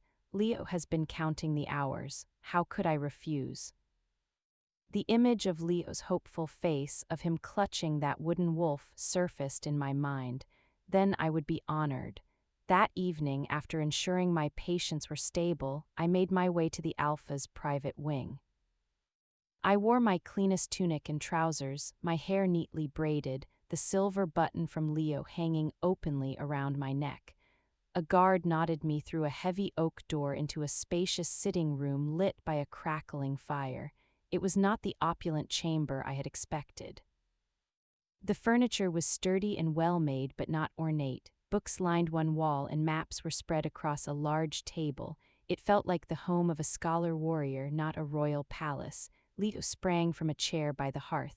You came. I said I would, I smiled, kneeling as he ran to me. He had grown in the weeks since the attack, his frame losing some of its frailness. He didn't hug me, such physical trust was still beyond him, but he stood close, his shoulder brushing mine. I finished my geography primer, he announced proudly. Father said you might help me start botany next, for healing. I'd like that very much. Alpha Darius entered from an adjoining room, having changed from his formal attire into simpler, dark clothes. He looked different. The rigid lines of leadership were softened here in this private space. He offered me a slight, formal bow of the head, a gesture that left me speechless. An Alpha did not bow to an Omega. Thank you for joining us, Isla, he said, using my name without my title for the first time. The meal was a quiet affair, simple roasted fowl, root vegetables, and fresh bread. Leo chattered about his lessons and the new falcon chick in the mews. Darius listened, interjecting with quiet corrections or questions that encouraged his son to think deeper. I mostly observed this fragile domesticity, both beautiful and strange. As a servant cleared the plates, Darius turned to me. The Council of Elders meets tomorrow, he said. They will review the evidence against Eben and his co-conspirators. Your testimony will be required. A knot formed in my stomach. The thought of standing before the most powerful wolves in the pack, recounting my discoveries and the night in the cavern, was daunting. I understand. Do not be anxious, he said, as if reading my thoughts. You stand under my protection. Your actions saved my heir and helped uncover a cancer within our pack. You will be shown respect. His words were a shield. I nodded my thanks. Will the bad man be gone forever? Leo asked, his voice small. He was drawing patterns in the condensation on his water glass, not looking up. Darius's expression tightened. Yes, Leo, he will never hurt anyone again. Justice will be served. Later, as I prepared to leave, Leo approached me with a book in hand. It was an illustrated guide to local flora, beautifully detailed. For our lessons, he said, pressing it into my hands. Father said it was Mother's. I took the book carefully, its weight heavy with history. Thank you, Leo, I'll treasure it. As I walked back through the quiet corridors, the book held to my chest, I felt the tectonic plates of my life shifting. I was no longer just observing from the shadows. I was being woven into the fabric of this pack, into this fractured family. The path ahead was uncharted, lined with both privilege and peril. But for the first time, I was walking it with my head held high, not as a ghost, but as a healer who had earned her place. The great hall felt different by daylight. Without the press of the monthly assembly, its vastness was intimidating.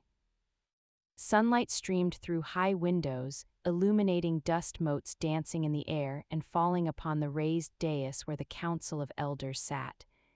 7 of them, the oldest and most respected members of the pack, regarded me with unreadable expressions as I walked the length of the hall. Their scents were a complex tapestry of experience, power, and subtle decay. My own Omega scent felt faint and youthfully green in comparison. I kept my eyes forward, my back straight, focusing on the steady tap-tap of my boots on the stone. Alpha Darius sat at the center of the dais, a place of supreme authority. To his right was Beta Commander Nolan, newly arrived from the border, his presence a solid, reassuring anchor. To his left, the seat reserved for the Luna stood conspicuously empty. "Approach, Healer Isla." The voice belonged to Elder Wynn, a woman with hair like spun moonlight and eyes that had seen centuries. I stopped at the designated mark on the floor and gave the traditional bow of respect. "You are called before this council to give testament regarding the treachery of Eben, former advisor to the Alpha, and the Shadowclaw incursion," Elder Wynn continued, her voice resonating in the silent hall. "Speak truthfully, omit nothing," and so I did. I spoke of my assignment to the border outpost, of Captain Nolan's suspicions, of finding the token, of Rafe's nighttime rides. My voice started soft but grew steadier as I recounted the facts. I described my return to the pack house, the confrontation in the Alpha's study, Eben's signal, and the flight through the tunnels with Leo. I told them of Eben's confession regarding Serena. When I finished, the silence was profound. I could feel the weight of their collective gaze. "An Omega," rumbled Elder Boren, a massive alpha with a beard like a thicket. "You expect us to believe a lone, untrained Omega uncovered a conspiracy that eluded our warriors and advisors." A flush of heat crept up my neck, but before I could form a response, Alpha Darius spoke. His voice was quiet, yet it filled every corner of the hall. "She was not untrained, Elder Boren. She was trained by her grandmother, a healer of renowned skill. And she was not lone. She was acting under my direct command and the observation of Captain Nolan." He leaned forward slightly, his gaze sweeping the council. "Do you question my judgment or the word of my Beta Commander?" The implied challenge hung in the air. Elder Boren's jaw worked, but he lowered his eyes. "I question only the unusual nature of it, Alpha." "It was an unusual threat," Nolan spoke up, his tone respectful but firm. "It required an unusual perspective." Omega Isla's unique position allowed her to see what others, bound by hierarchy and expectation, could not. Her courage and clarity saved the prince's life and preserved the Alpha line. Elder Wynn steepled her fingers. "The token you described, you have it." I produced it from my pocket, and a guard carried it to the dais. The elders passed it among themselves, their faces grim as they recognized the Shadowclaw symbol.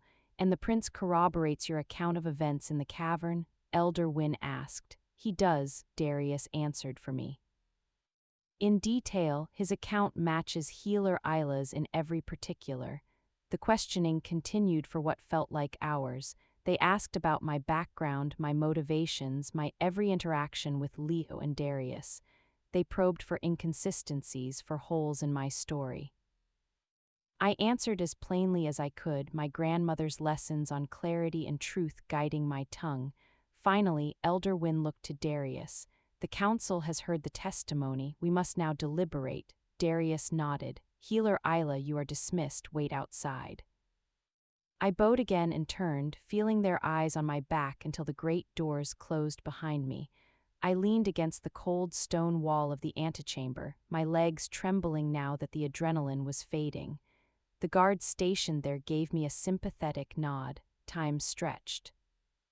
I watched the sunlight move across the floor. I thought of Leo, probably in his lessons, and of the wounded in the healing ward. My normal, complicated life waiting just beyond this moment of judgment. After what felt like an eternity, the doors opened. Beta Commander Nolan emerged, his expression giving nothing away. "The council will see you again," he said. I followed him back inside. The elders' faces were grave but no longer suspicious. Elder Wynn stood. Healer Isla, this council finds your testimony credible and your actions commendable. You have demonstrated loyalty, courage, and resourcefulness far beyond the call of your station. In light of your service to the Alpha and the Pack, and considering the unique trust placed in you by Prince Leo, this council recognizes and affirms your permanent position as head healer of the Winterhaven Pack, with all the rights and responsibilities therein. Head healer. It was a formal title, a position of real authority within the pack structure. I was so stunned I barely remembered to bow. Furthermore, Elder Wynn continued a hint of something softer in her eyes. It is the recommendation of this council with the Alpha's approval.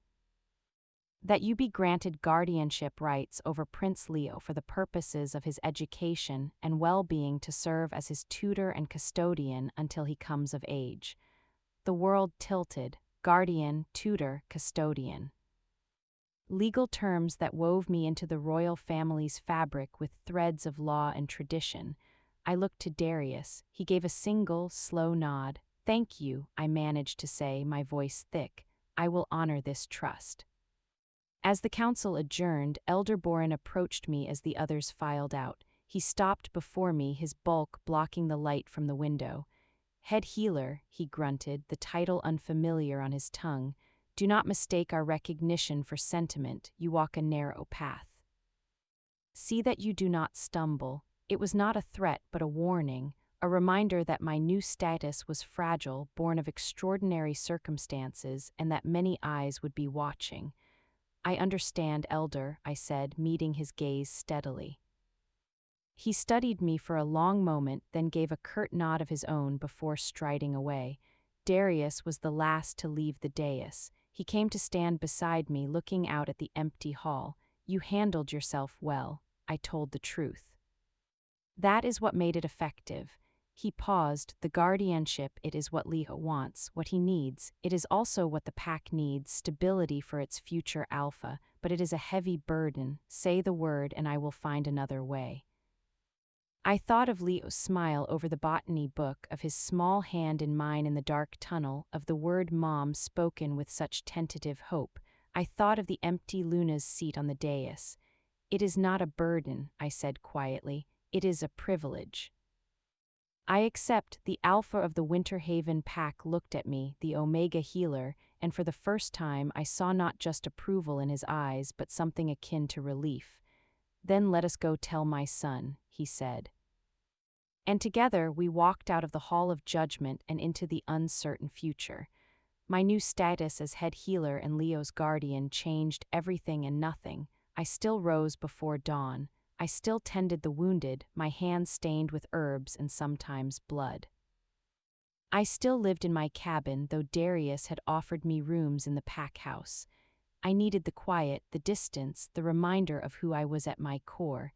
But now, warriors and elders alike sought my counsel.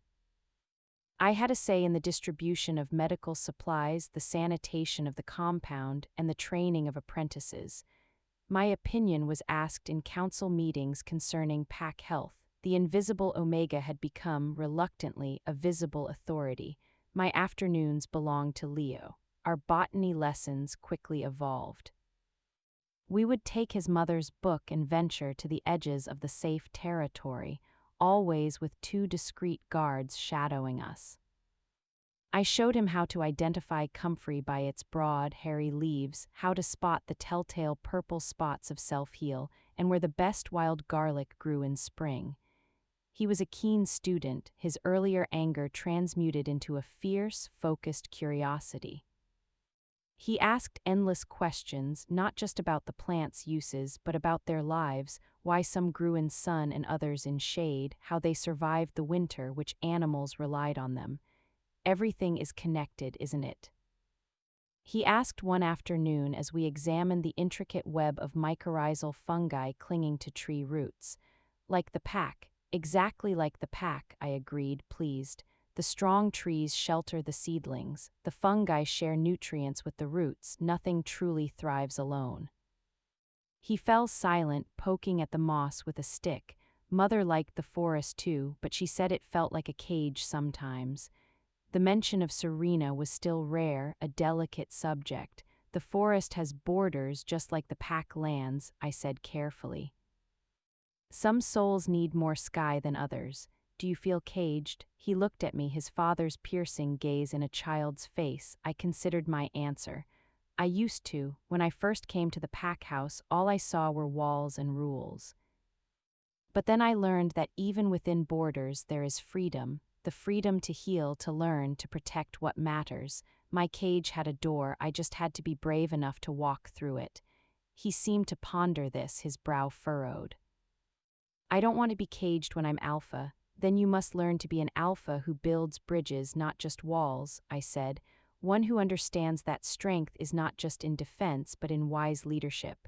Our lessons were not just for him. In the quiet of the forest, with only the guards within earshot, Leo began to talk. In fragments and hesitations, he shared his memories, not of his mother's abandonment but of before, of her laughter, which he said was like bells. Of the way she would tell him stories of stars being the campfires of ancient wolves, of the scent of her like sunlight on snow. He was piecing her together, not as the woman who left, but as the mother he had lost. And in doing so, he was healing a wound I hadn't fully known how to treat. One evening, after a lesson that had run late, Darius found us in the library. Leo was asleep, his head pillowed on his arms atop an open map, exhausted from a day of physical training and mental study. Darius stood in the doorway, watching his son sleep. In the firelight, the harsh lines of his face softened. He looked weary. "He pushes himself too hard," I said quietly, closing the botany book. "He wants to be strong, to be ready." Darius entered, moving to lift Leo gently. The boy stirred but didn't wake, curling instinctively against his father's shoulder. It was a gesture of pure trust, one I rarely saw between them in waking hours. "Ready for what?" I asked, following him as he carried Leo toward his chambers. "For whatever comes next." Darius's voice was low.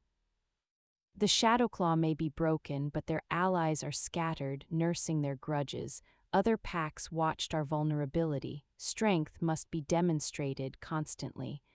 I thought of Elder Boren's warning, a narrow path. We settled Leo into his bed.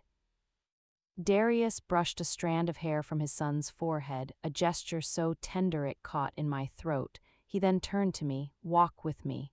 We retreated to his private study. He poured 2 cups of a bitter, aromatic tea and handed one to me. "The guardianship is formalized," he said without preamble, "but there are whispers. Some say it is unnatural, an omega with such influence over the air."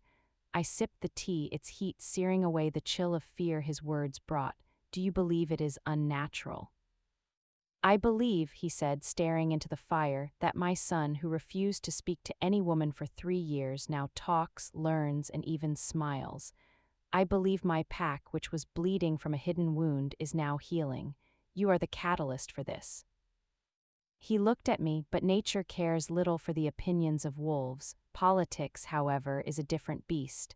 "What would you have me do?" "Be cautious, be impeccable. Your every action will be scrutinized. Your lessons with Leo must be beyond reproach. Your healing must be flawless." He set his cup down. "And you must begin training." "Training? Self-defense. You were helpless against Eben. I will not have my son's guardian, my head healer, be helpless. Nalan will assign someone discreet." The idea was startling. Omegas did not train for combat. Our role was support, healing, nurture. "It is unconventional," I said. "So was placing an omega at the heart of a conspiracy," he replied, a ghost of a smile touching his lips. "You have already rewritten the rules, Isla. Now you must learn to live by the new ones you've created." He was right. The unseen wound of the pack's betrayal was closing, but it left a scar, and scar tissue was less flexible. My world had more light now, but the shadows it cast were sharper, more defined. I nodded. "I will train." "Good." He paused. "And thank you, not just for Leo, for standing in that council, for staying." It was the most heartfelt gratitude he had ever offered. I simply bowed my head, the weight of his thanks and his warning settling together on my shoulders. As I left the pack house that night, the silver button felt warm against my skin. The path ahead was narrow indeed, lined with both blooming trust and thorny suspicion. I was no longer just healing the pack's body, I was becoming part of its struggling, beating heart. And hearts, I knew from my work, were the most fragile and vital things of all. Training began at dawn 2 days later. My instructor was Kale, one of the warriors I had suspected during my time at the outpost. He had been cleared of any treason. His nighttime excursions, it turned out, were part of an authorized, covert patrol tracking Shadowclaw remnants. He was a beta of few words, with watchful eyes and a calm, precise demeanor. We met in a secluded courtyard behind the armory, hidden from casual view. The ground was hard-packed earth, dusted with frost. "The goal is not to make you a warrior," Kale said, his voice low and even. "The goal is to give you time to create distance, to call for help, to survive an initial attack. You will learn leverage, not strength, escape, not conquest." The first lesson was humbling. He showed me how to break the most basic grips, wrist holds, arm locks. My healer's knowledge of anatomy gave me an understanding of pressure points and joint limitations, but my body was unused to the movements. I stumbled, my muscles protesting. Kale was patient, correcting my stance with a touch, repeating demonstrations until I understood. "You are thinking too much," he said after I failed for the 10th time to twist out of a simple hold. "Your body knows more than you credit it. You are a wolf, even if a gentle one. Trust the instinct." I closed my eyes, pushing aside the frantic calculations. I focused on the pressure of his hand on my wrist, on the pivot of my foot, on the coil of muscle in my core. When I moved next, it was smoother. I didn't break free, but I created space. A hint of approval flashed in his eyes. Better. As the weeks passed, the lessons became part of my rhythm. Dawn with Kale, mornings in the healing ward, afternoons with Leo, evenings studying or consulting with Darius. I was constantly tired, but it was a fatigue of purpose, not of emptiness. Leo's training intensified as well. Darius took a more active role in his combat education, and I saw the prince's small frame begin to harden with lean muscle. He took his responsibilities with a solemnity that was heartbreaking in one so young. One afternoon, our botany lesson was interrupted by the arrival of a messenger from the Northern Coalition. Tension had been simmering over hunting rights in the shared timberlands. Darius was needed immediately. Leo watched his father stride away, his small shoulders squaring. "When I am alpha, I will settle these disputes before they become arguments," he declared. "Diplomacy is a finer art than warfare," I agreed, turning a page in our book. "It requires understanding the other pack's needs, not just your own. What do they need?" He asked, genuinely curious. I thought of the maps in Darius's study, of the reports I now sometimes reviewed. Food, security for their pups, respect, the same things we need. The trick is finding a way for both packs to have enough without either feeling they have lost. He chewed on this, his expression thoughtful. "It's like the forest. The deer need the grass, the wolves need the deer, and the grass needs the other stuff. The nutrients from both," I smiled. "Exactly, balance." Later that night, the dispute resolved for now, Darius summoned me. He looked weary, the weight of the crown physically pressing upon him. "The coalition agrees to the new borders," he said, rubbing his temples. "But the cost was higher than I wished. They see our recovery from the Shadowclaw attack as weakness to be exploited. Is it weakness?" I asked quietly, pouring him a cup of the soothing tea I kept in my satchel. He accepted it with a nod of thanks. "Vulnerability and weakness are not the same. We were vulnerable, we are healing, but to our neighbors the difference is academic." He sipped the tea, his gaze distant. "Leo asked me today what the Northern Alpha wanted. I told him more. He asked why more was never enough. I had no good answer for him." "Perhaps the answer is that enough must be defined by wisdom, not hunger," I offered. He looked at me then, really looked at me, as if seeing a puzzle he was only beginning to solve. You speak like a leader, not a healer. Are they so different? I asked. Both seek to mend what is broken, to maintain health, to ensure growth. A long silence stretched between us, filled only by the crackle of the fire. Then he spoke, his voice so low I almost missed it. Serena would have hated these negotiations. She called politics a slow poison. She longed for action, for directness, for a simplicity that does not exist in leading a pack. It was the most he had ever volunteered about her. I stayed silent, letting him speak. I think that longing for simplicity, that chafing against the intricate web of duty, is what Eben exploited. He offered her a fantasy of pure power, unburdened by responsibility. When she refused him, when she threatened to expose him, he trailed off, the sentence hanging, heavy with unspeakable conclusion. The pieces slid into place with a sickening clarity. Serena hadn't simply abandoned her family. She had been murdered for her loyalty, her death staged as a desertion. The wound in Leo's heart, in Darius's soul, was not just from abandonment, but from a monstrous betrayal covered by a lie. He told Leo she left because she was scared, I whispered, the horror of it chilling me. He made her a coward in her own son's eyes. Darius's jaw clenched, a muscle ticking. That was his final cruelty, and one I cannot yet undo for my son. To tell him the truth now, it would break him in a different way. The burden he carried, the awful solitude of this knowledge, was unimaginable. In that moment I didn't see the Alpha King. I saw a man grieving a mate, protecting a child, and bearing a terrible secret alone. One day, I said softly, when he is stronger, he will need to know, not to hurt him, but to honor her. She didn't run from her duty, she died defending her pack. Darius closed his eyes, a flicker of pain crossing his features. When he opened them, the mask of command was back, but it was cracked, and through the cracks I saw the raw gratitude. Thank you, he said, the words hoarse. I left him with his ghosts and his tea, walking back through the silent pack house. The weight of what I now knew was a new kind of burden, a shared secret, a testament to a trust that went beyond rank or designation.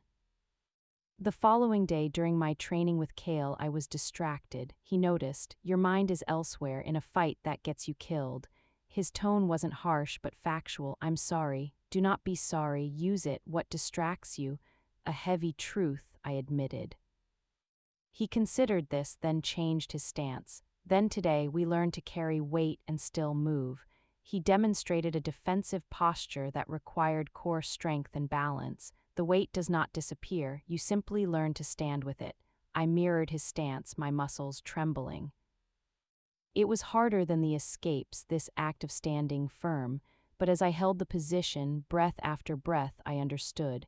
This was the true training, not just for an attack, but for life at the heart of the pack. To carry the weight of secrets, of responsibility, of a child's fragile trust and still stand, still move, still heal. And as I held my ground, I knew I was learning the heaviest lesson of all. The weight of a crown was not borne by the head alone, but by everyone who stood beside the throne. Winter tightened its grip, a deep, persistent cold that settled into the bones of the packlands. Game grew scarce, and the patrols reported unsettling quiet along the borders, not peace but the tense stillness of a predator waiting.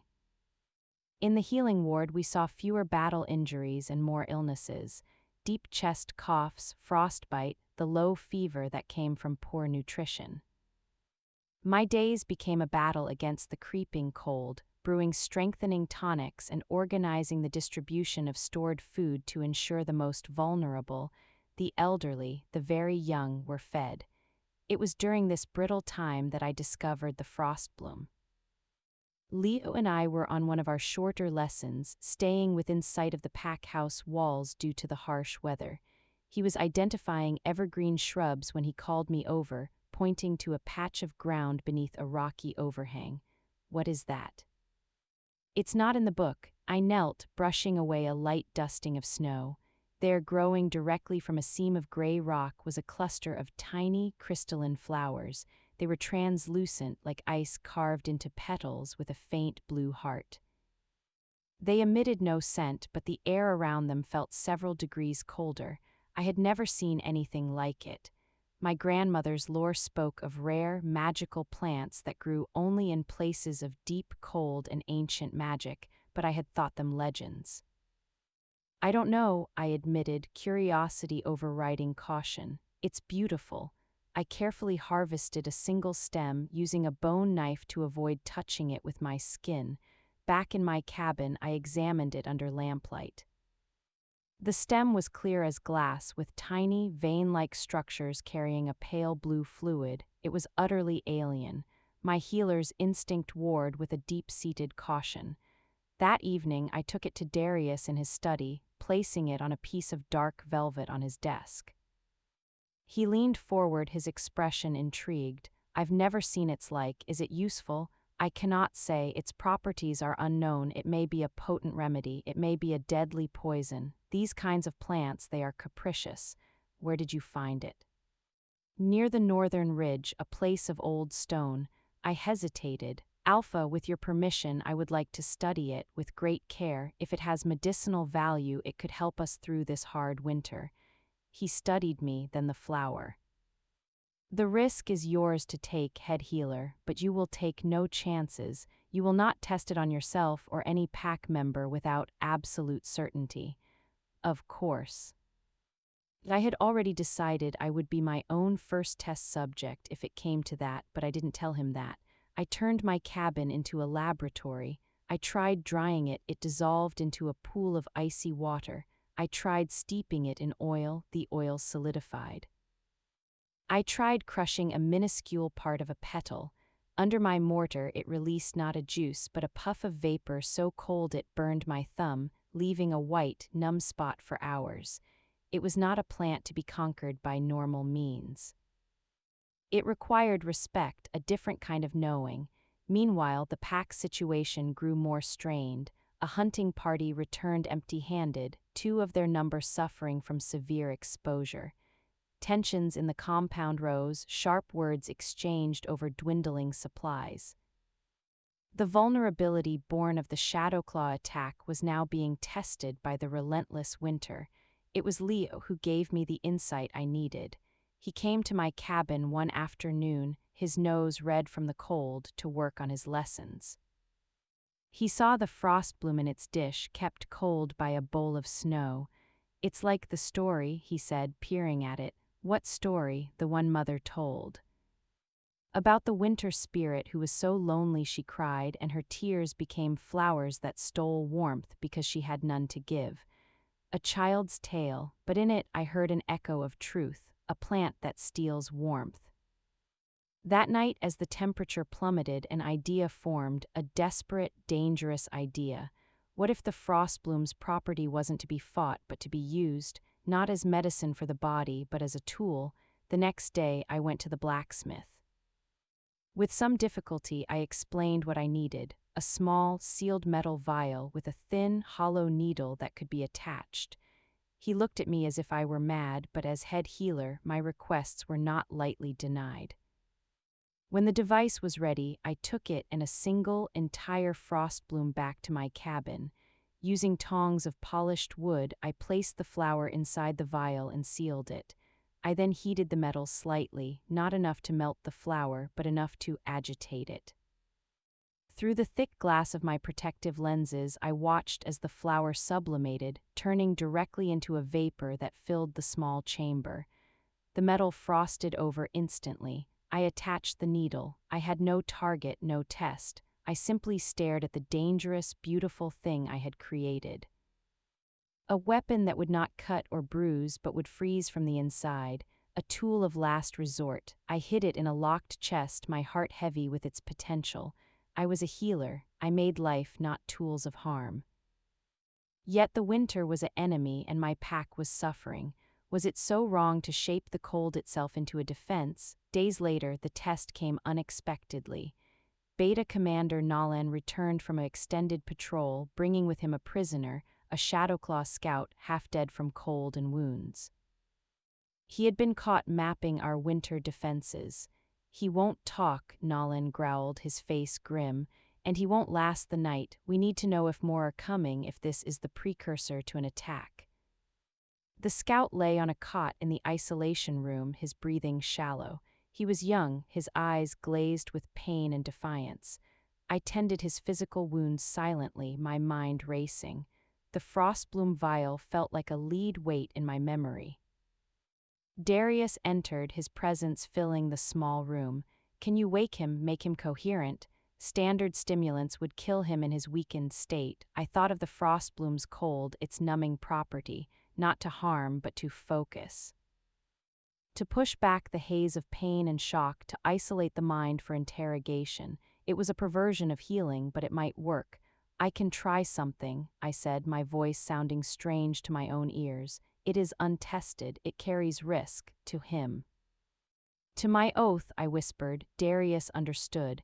He looked from the dying scout to me, the weight of leadership pressing down, the need to protect the pack warring with the principles that defined us. Do what you must, healer, he said finally, the words tasting of ash. The responsibility is mine. I retrieved the vial. With trembling hands, I used the needle to draw out the faintest wisp of the vapor, so little it was barely visible. I injected it into a pressure point on the scout's neck, where it would travel quickly to his brain. The effect was immediate and terrifying. His back arched off the cot, his eyes flying open, not with warmth, but with a clear, hyper-focused intensity. The pain was gone, pushed back by an invasive, artificial cold, his gaze locked on Darius. How many? Darius asked, his voice like iron. The scout's lips moved, his words precise and chilled. A warband, 50 strong, waiting for the deep freeze to strike when you are weakest. A spasm shook him. The traitor, Eben, promised them the Eastern Pass. The Eastern Pass, our most defensible border, betrayed. As quickly as it came, the clarity left him. The cold had done its work, but it had also consumed the last of his vitality. He slumped back, his breath ceasing, his eyes freezing into crystals of milky ice. The room was silent. I had stolen a truth, and in doing so I had completed the kill. I felt sick, my healer's soul recoiling at what I had done. Darius placed a heavy hand on my shoulder. You have saved countless lives, Isla. Remember that. This burden, too, is mine to carry. But as I looked at my hands, the hands that mixed life-giving herbs, I knew the truth. The line between healer and warrior, between life-giver and life-taker, was thinner than a frostbloom's petal, and I had just crossed it. The winter had changed me, and I wasn't sure I could ever go back. The scout's chilling words hung in the war room like a death knell. The Eastern Pass, a narrow defile flanked by sheer cliffs, was our strongest natural barrier. It was also, thanks to Eben's betrayal, a dagger aimed at our heart. The Shadowclaw warband knew its hidden paths, its weak points. Alpha Darius stood before a detailed map of the pass, his beta commanders and senior warriors arrayed around him. I was there too, as head healer, to understand the medical needs of the coming defense. The air was thick with tension and the scent of grim determination. 50 strong, Nolan repeated, tracing a route on the map. They'll wait for the next blizzard when visibility is near zero and our patrols are pulled back. They'll come through here, he pointed to a secondary, almost invisible trail, and emerge behind our primary defenses. We evacuate the pass, said a grizzled veteran. Draw them in and hit them from the ridges. And cede strategic ground, another countered. The pass is the key to the Central Valley. Lose it, and we fight on open ground with our backs to the settlement. The debate raged. Darius listened, his eyes missing nothing. Finally, he raised a hand for silence. We do not cede the pass, we turn it into a tomb for them. His voice was quiet, final. He outlined a plan of layered defenses, ambushes, and controlled avalanches. It was ruthless, brilliant, and would demand much from every warrior. My task was clear: establish a forward healing station in the caves at the rear of the pass, stock it with supplies, and prepare for casualties. I would have 2 apprentice healers with me. Leo, to his profound frustration, was to remain at the pack house with a reinforced guard. The next 36 hours were a frenzy of preparation. The healing ward was stripped of supplies. Sleds were loaded with bandages, sutures, pain tonics, and all the dried yarrow and comfrey I could spare. My hands worked on autopilot, but my mind was in the past, imagining the scenarios, the wounds, the cold. The night before the deployment, Leo came to my cabin. He didn't knock, just slipped inside, his face pale in the firelight. "You're leaving," he said, a statement, not a question. "I have to, warriors will be hurt. Father is going to the front line." His voice trembled slightly. What if you don't come back, either of you?" I knelt before him, taking his small, cold hands in mine. "Look at me, Leo. I have made you a promise before and I have kept it. I promise you now I will do everything in my power to return, and your father, he is the strongest wolf I know. He fights for you, for all of us. You must be strong for him here. Guard our home." He swallowed hard, then nodded, his young face hardening into an echo of Darius's resolve. "I will." He reached into his pocket and pulled out the wooden wolf carving. "Take this for protection." My heart cracked. "Leo, that's yours. It keeps your nightmares away." "It will keep you safe too," he insisted, pressing it into my hand. "So you remember to come back again." I couldn't refuse. I closed my fingers around the worn wood, its familiar contours a comfort. "I will carry it with me, thank you." He didn't hug me, but he leaned his forehead against mine for a brief, precious second, a wolf pup's gesture of trust and bond. Then he turned and slipped back into the night, leaving me with the carving and a fierce, protective love that steeled my nerves. We moved out before dawn, a silent column of warriors and supply sleds winding into the mountains. The cold was a living beast, biting through furs and leather. The eastern pass loomed ahead, a dark maw in the white landscape. The forward cave was dank and smelled of wet stone, but it was shelter. My apprentices, a nervous beta girl named Lyra and a steady older omega named Bren, helped me set up. We arranged cots, built a small contained fire for sterilizing tools, and organized supplies with grim efficiency. Through the day, the sounds of preparation echoed through the pass, the scrape of shovels, the thud of rocks being positioned, the low murmur of commands. Darius was everywhere, a commanding presence in a wolf fur cloak, his voice calm and sure. Our eyes met once across the camp. He gave a curt, acknowledging nod. There was no time for more. The blizzard hit at dusk, just as predicted. One moment the sky was iron gray, the next, a screaming white wall of snow descended, obliterating the world beyond a few feet. The temperature plummeted further. This was it. The attack came in the dead of night during the storm's peak. There was no warning howl, just the sudden, terrifying clash of steel and snarls from the mouth of the pass. The battle was joined. The first casualties arrived at our cave within minutes. Betas with claw slashes and Alpha with a broken arm, his teeth gritted against the pain. The world shrank to the circle of firelight, to the flash of my bone needle, the sting of antiseptic, the pressure of bandages. Lyra handed me tools, Bren comforted the waiting wounded. The cave floor grew slick with melted snow and blood. Reports filtered back with the wounded. They came through the secondary trail, our archers on the ridge are picking them off. Nalan holds the bottleneck, the Alpha leads the countercharge. Then a gut-wrenching lull, the flow of wounded stopped. An eerie silence fell, broken only by the moan of the wind. It was worse than the chaos. Something had happened. A warrior stumbled in, not wounded but wild-eyed. The Alpha, he's cut off. A dozen Shadowclaw broke through our center. They've pinned him and a handful of others on the high ledge. My blood turned to ice. The high ledge was a defensible position, but with no retreat. If they were overrun, I acted without thought. Lyra, Bren, you hold this station. I grabbed my healer's pack, stuffing it with bandages, a skin of willow bark tea, and the frostbloom vial. I didn't know why I took the latter. It was a weapon, and I was a healer. But the cold was my element now, too. Healer, you can't. Lyra cried, the Alpha is wounded. I am the head healer. My place is there. The words were logic, but the drive was something deeper, primal. Leo's father, my Alpha. the man who carried the same terrible secret I did. I plunged into the white hell. The wind stole my breath, the snow blinded me. I followed the sounds of fighting, snarls, cries, the crack of stone on stone. I climbed, my fingers numb on frozen rock. I found them. Darius, backed against the cliff face, his sword a blur of silver in the storm.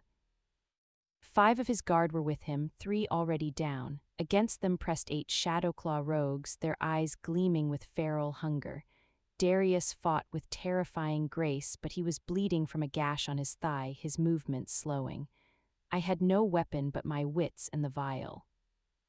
I couldn't get to him through the fray, my eyes scanned the ledge. Above the fighting, a massive overhang of snow and rock was precariously balanced. The frostbloom, a tool of cold. What did cold do to stone? It made it brittle. I scrambled higher, circling above the battle. My hands were so cold I could barely feel them. I pulled out the vial, aimed the needle not at a wolf but at the base of the rocky overhang. I depressed the plunger, sending a thread of supernatural cold into the stone. For a second, nothing. Then a sharp crack, louder than thunder. The frostbloom's cold had fractured the rock's core, the overhang shuddered. Rockfall, I screamed with all my strength. The fighters below glanced up. Darius's eyes met mine for a split-second, shock, understanding.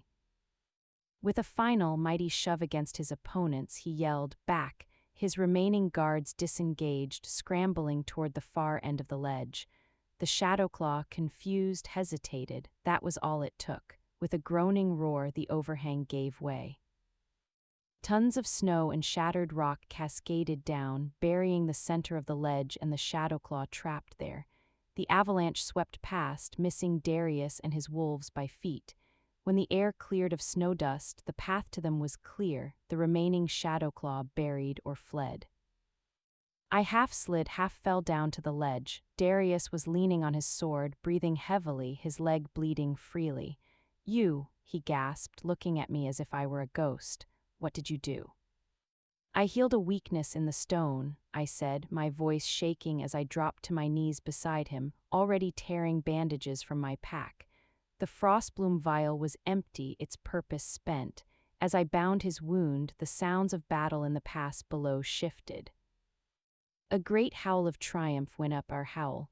The Shadowclaw attack was broken. The eastern pass was held, we had won. But as I tended my alpha on the frozen ledge, the wooden wolf carving a hard lump in my pocket, I knew the cost. I had used a healer's knowledge to break, not mend. The line was gone, erased in a blizzard on a mountainside. I was something new now, something I didn't yet have a name for, and the winter was far from over. The victory at the Eastern Pass was a turning point, but not an end. The shattered Shadowclaw warband retreated into the frozen wilderness, but the threat of smaller, desperate bands remained. The winter, however, had reached its peak. Slowly, imperceptibly at first, the days began to lengthen. The relentless, killing cold softened to a bitter chill. The thaw was coming. For the pack, it meant the first signs of relief, the promise of game returning, of foraging becoming possible, of simply surviving another day becoming slightly less of a struggle. For the wounded, it meant better conditions for healing. My cave infirmary was dismantled, the most serious casualties brought back to the pack house on sleds. Alpha Darius's leg wound was deep but clean. He insisted on walking back, leaning on a staff, refusing a sled. I walked beside him, my healer's bag over my shoulder, the empty frostbloom vial a secret weight within it. We spoke little during the long trek, the shared experience of the ledge hanging between us, his life saved by my unorthodox, borderline sacrilegious intervention. When we finally passed through the gates of the settlement, a cheer went up from those gathered. Leo stood at the front, his small figure rigid with tension until he saw his father walking. The relief that washed over his face was so profound it brought a lump to my throat. He ran forward not to me but to Darius, stopping just short of crashing into him, his eyes searching his father's face. "You're back," he said, his voice trembling. "I am," Darius said, placing a heavy hand on his son's shoulder, And the pass is secure. Your healer," he glanced at me, "was instrumental." Leo then turned to me, his gaze dropping to the bandage on my hand where Frost had bitten. "You're hurt." "It's nothing," I said, but he took my hand anyway, examining it with a seriousness that mirrored my own when I tended patients. It was a healer's gesture, and it startled me. The weeks that followed were a time of convalescence and quiet change. The pack, having faced down extinction together, bonded more tightly. The suspicion that had once followed me was largely gone, replaced by a genuine, if sometimes odd, respect. I had been on the ledge, I had saved the Alpha. The story, inevitably exaggerated, spread. My role evolved. I was still head healer, but now Darius consulted me not just on medicine, but on matters of pack welfare, food distribution, shelter for the fragile, the morale of the warriors. My afternoons with Leo continued, but our lessons expanded. We studied history and diplomacy alongside botany. I taught him the herbs that mended flesh. He asked about the words that mended peace. One afternoon, as we pored over a treaty with the Northern Coalition, he looked up. "You don't just heal people, do you? You helped heal the pack after the bad men." "I tried," I said carefully. "Healing a pack is like healing a body. You must treat the wound, but also the weakness that allowed the injury. You must build strength so it doesn't happen again." "Is that what you're doing with me?" he asked with devastating directness. "Building strength, yes," I admitted, "and teaching you to build it in others. A strong alpha is not a lone peak, Leo. He is the fertile valley that feeds all who live in his shadow." He nodded, absorbing this. "Father says you see things differently." "That it's your gift." I thought of the frost bloom, of seeing cold not as an enemy but as a tool. Sometimes, seeing differently is the only way to see the solution. My relationship with Darius had shifted into something I couldn't define. There was a formal respect, the bond of alpha and trusted advisor, but there was also the shared memory of the ledge, of the secret about Serena, of the silent understanding in the council hall. We were allies in the truest sense, bound by duty and survived trials. In his study over tea, our conversations sometimes strayed from pack business. He asked about my grandmother, about my parents. I asked about his early days as Alpha, about his hopes for Leo. It was during one of these talks that the thaw outside manifested inside the pack house. A messenger arrived, breathless, from the southern border. "The ice shift river, it's cracking, the spring flood will come early." The ice shift river was our southern boundary. Its spring flood was a predictable, managed event. An early, violent thaw meant a catastrophic flood that could wipe out our low-lying farmsteads and storage cellars. Darius was on his feet instantly, barking orders. "Evacuate the river valley. Move all stores to high ground. Get engineers to the levee." The pack mobilized with the efficiency born of recent crisis. I organized a team to be ready for injuries from the rushing water or the moving ice. For 3 days we worked against time.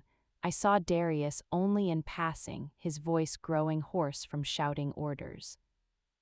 Leo helped in the stores, carrying what he could, his face set with determination. On the 4th day, as the first terrifying groans of breaking ice echoed up the valley, the work was done. The people were safe, the vital supplies secured.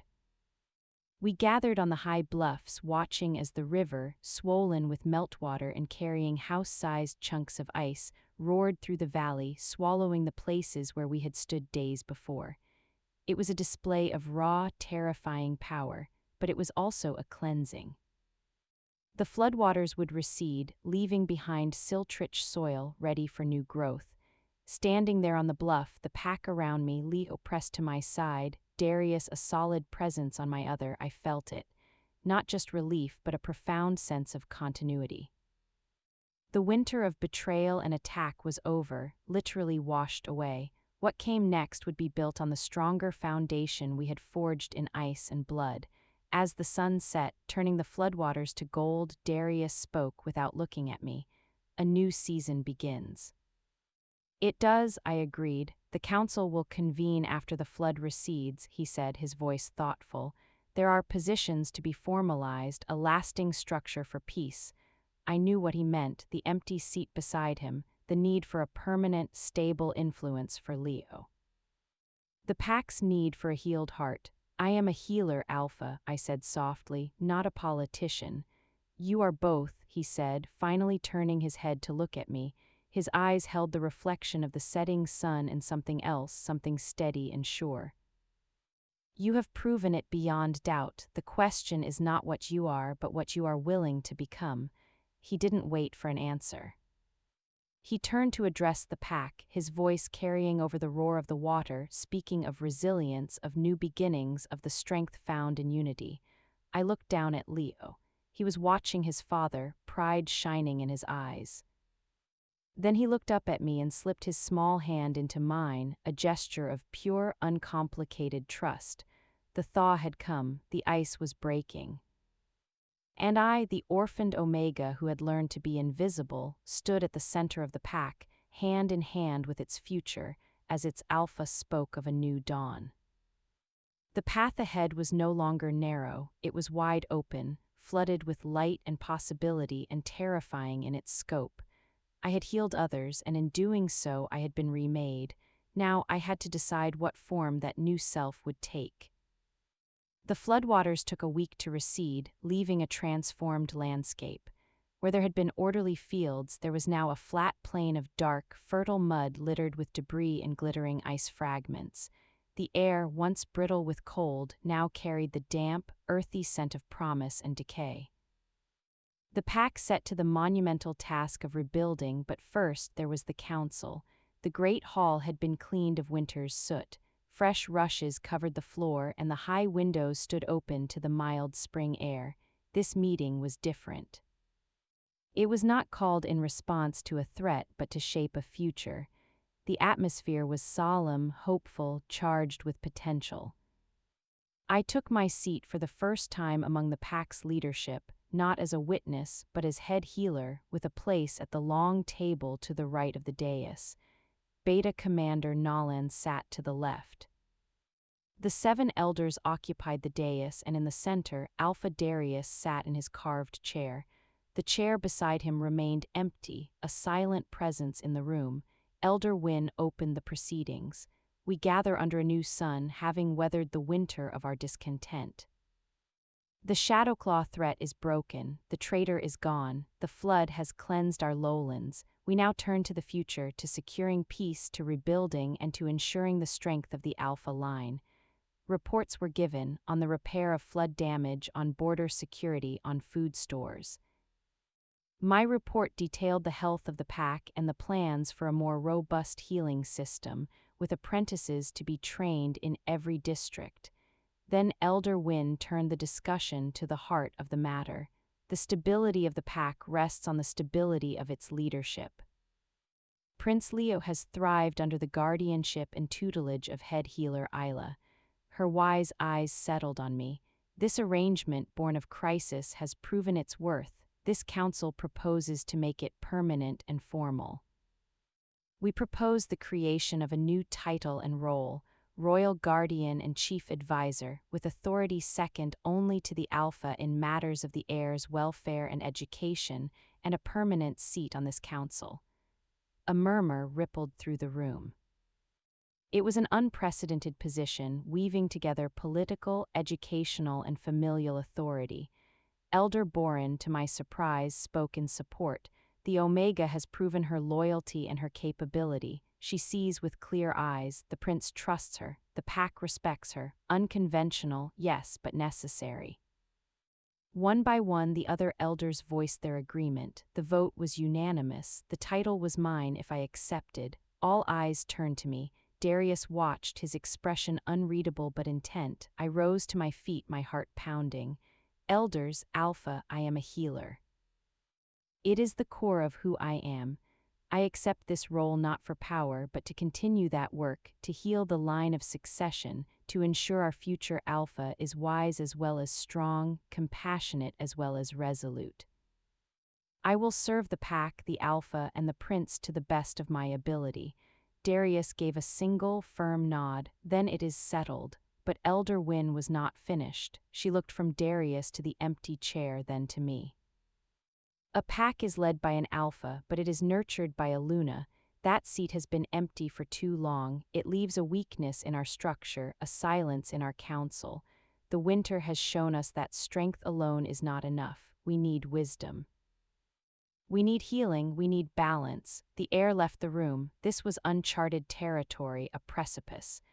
This council, Elder Wynn continued, her voice resonant, believes the pack's needs and the prince's needs are intertwined. We have witnessed a bond that has strengthened both the boy and the man. We have seen leadership that embraces both strength and compassion. Therefore, we put forward a recommendation for the alpha's consideration. She paused, her gaze locking with mine, that he formally offer the Luna's bond to head healer Isla, royal guardian and chief advisor. Silence, absolute stunned silence. My world narrowed to the beating of my own heart. The Luna, not just a title but a bond, a sacred, magical, and deeply personal union between alpha and mate, linking their souls for the good of the pack. It was about politics, yes, but also about heart, about choice. I looked at Darius. He showed no surprise. He had known this was coming. He stood every inch the alpha, but his eyes held a question, not a command. The council's wisdom is heard, he said, his voice echoing in the quiet hall. But the Luna's bond is not a council appointment. It is a choice between two wolves, a choice that must be made freely without pressure of politics or convenience. He turned to me fully. Isla, you have given everything to my son and to this pack. You owe us nothing more. The role of guardian and advisor is yours, and it is enough. The offer of the Luna's bond is mine to make, and I make it now. Not because the council suggests it, but because I have seen your heart, your strength, your loyalty. Because I trust you with my son's life and with my pack's future. Because I believe with you beside me, we could lead this pack into an era of unprecedented peace and prosperity. He stepped down from the dais, coming to stand before me. He did not touch me. He simply offered the truth, raw and uncompromising. But the choice is yours, wholly. Say yes, and we will build a life, a partnership, a family. Say no, and you remain the revered guardian and head healer with my unwavering respect and gratitude. There will be no consequence, no diminished regard. The entire pack held its breath. I saw Leo, watching from a side door where he'd been permitted to observe, his face pale, his hands clenched. I thought of the journey, the invisible Omega, the healer in the shadows, the spy, the protector on the ledge. I thought of Leo's hand in mine, of Darius sharing his deepest grief, of the pack that had become my home. I thought of the empty chair not as a place of power, but as a void that needed filling with care, not just ceremony.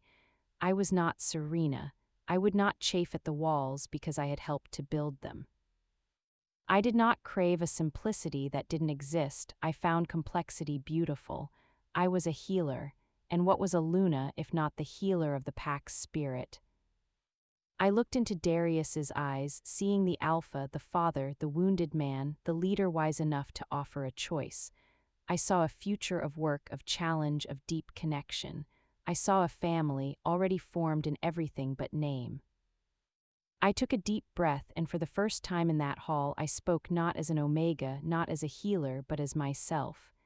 My whole life, I said, my voice clear and steady, I have believed my purpose was to heal others. In doing so, I found a family, I found a home, I found my own strength. I looked at Leo, offering him a small, reassuring smile, then back to Darius. To be Luna, it is the greatest act of healing I can imagine. To tend to the heart of the pack, to nurture its future, to stand beside its leader not in shadow but in partnership. Yes, Alpha Darius, my answer is yes. A collective exhale swept the room, followed by a roar of approval, howls, shouts, the stomping of feet. But I heard none of it. I only saw the profound relief and burgeoning hope in Darius's eyes and the radiant, tearful smile on Leo's face. Darius extended his hand, not to claim, but to invite. I placed my hand in his. His grip was firm, warm, real. It was a promise, a beginning, Elder Wind's voice rose above the din, ancient and joyful. Then let it be witnessed, the bond is offered and accepted. Let the preparations begin for the bonding ceremony at the summer solstice. A new era dawns for the Winter Haven pack. As the celebration erupted around us, Darius leaned close, his words for me alone. We will build it together, slowly, honestly. Together, I agreed, the word tasting of destiny. The orphan was home, the healer had become the heart. And the long winter had finally, truly given way to spring. The weeks between the council and the solstice passed in a vibrant blur. The pack, energized by hope and the vigorous work of spring, threw itself into preparations. The floodplain was cleared and the first green shoots of new crops pierced the dark soil. The scars of winter, both physical and emotional, were being actively healed, covered over with the vigorous growth of new life. My life bifurcated. I was still head healer, still Leo's guardian. The flood of patients shifted from frostbite and battle wounds to spring ailments and injuries from rebuilding. Leo's lessons continued, but now they included the intricate protocols and responsibilities he would bear as the Alpha's heir and, unofficially, as my son. The other part of my life was a whirlwind of preparation for the bonding ceremony. I was measured for ceremonial robes of silvery gray, the color of dawn mist, embroidered with healing herbs and sigils of protection. Elders instructed me in the ancient rites, the meanings of the vows, the weight of the Luna's role. It was daunting, but I approached it as I did healing, with study, respect, and quiet focus.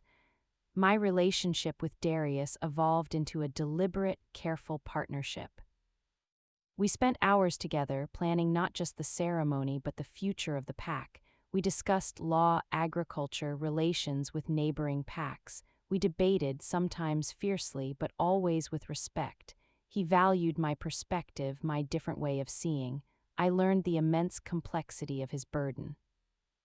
We were, slowly and purposefully, building the foundation of our rule, and we talked of Leo, of how to parent him together, of how to honor Serena's memory while building a new family. One evening in his study, Darius showed me a small, locked box. Inside was Serena's personal journal and a painted miniature of her. She was beautiful, with Leo's fierce eyes and a smile that hinted at wildness. When he is older, Darius said quietly, we will give these to him. He should know the truth of her courage. And he should know that his new mother chose him and us with open eyes. The word mother sent a thrill and a tremor through me. It was a title I would earn every day. Leo himself was a cascade of emotions, excited, anxious, proud. He took his role in the ceremony seriously, practicing his part until he could recite it in his sleep. One afternoon, he found me in the herb garden, checking the valerian sprouts. Will everything change? He asked, his voice small. I wiped my hands and sat on a sun-warmed stone bench, padding the space beside me. Some things will. I will live in the pack house all the time. Your father and I will make decisions together, but the important things won't change. I will still be your teacher. I will still be here when you have bad dreams. I will still have your wooden wolf, I said, tapping my pocket where I now kept it always. He leaned against my shoulder, a gesture of increasing comfort. Good, I like our lessons. So do I. The day of the summer solstice dawned clear and golden. The longest day of the year, a time of peak light and life, perfect for a new beginning. The ceremony was to be held in the sacred grove, a circle of ancient oaks at the heart of our territory. As the sun climbed, the pack gathered. They came in their finest clothes, their faces bright with celebration. The atmosphere was one of collective joy, a pack reveling in its own survival and looking toward the future with hope. In a quiet clearing nearby, I was dressed by the elder women. The robes were lighter than I expected, flowing like water. They braided my pale hair with tiny white flowers and silver thread. I wore no other jewelry except Leo's silver button, now strung on a finer chain. Elder Wynn placed the ceremonial circlet on my brow, a delicate band of moon-pale metal set with a single, clear quartz crystal. "This is not a crown of dominion," she said, her old eyes wise. "It is a lens. To help you see the needs of the pack clearly and to focus your healing light upon them." When I was ready, I walked to the edge of the grove. Leo waited for me, resplendent in a miniature version of his father's formal wear. His eyes widened when he saw me. "You look like a Luna," he whispered, awed. "I feel like Isla," I smiled, taking his offered arm. "That's all I need to be." Together, we walked into the sun-dappled grove, the pack parted before us. At the center, standing on a dais of mossy stone, was Alpha Darius. He wore traditional black and silver, but his usual sternness was replaced by a calm, open solemnity. His eyes found mine, and in them I saw not just approval, but a profound welcome. Leo led me to the base of the dais, then stepped back to stand beside Beta Commander Nolan. I climbed the steps to stand facing Darius. The elders formed a circle around us. Elder Wynn began the rite, her voice weaving through the rustling leaves. She spoke of the balance of the pack, the strength of the Alpha, the nurturing of the Luna, the promise of the air. She spoke of duty, sacrifice, and the enduring power of chosen bonds. Then it was our turn. Darius spoke first, his voice strong and sure, carrying to every wolf present. "Isla, healer of bodies and souls, you came to us in winter, a quiet light in the darkness. You saw the wounded child within the prince and did not flinch. You saw the sickness in the pack and helped to cut it out. You stood on the ledge and turned the very cold against our enemies. You have shown courage, wisdom, and compassion that humbles me.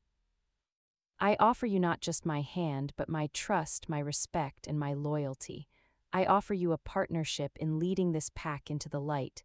Will you bond with me to be my Luna, my equal, and my heart's companion?"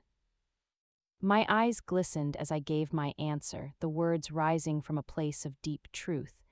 "Darius, Alpha of the Winterhaven Pack, you have given me a purpose, a family, and a home. You have trusted me with your greatest treasure, your son.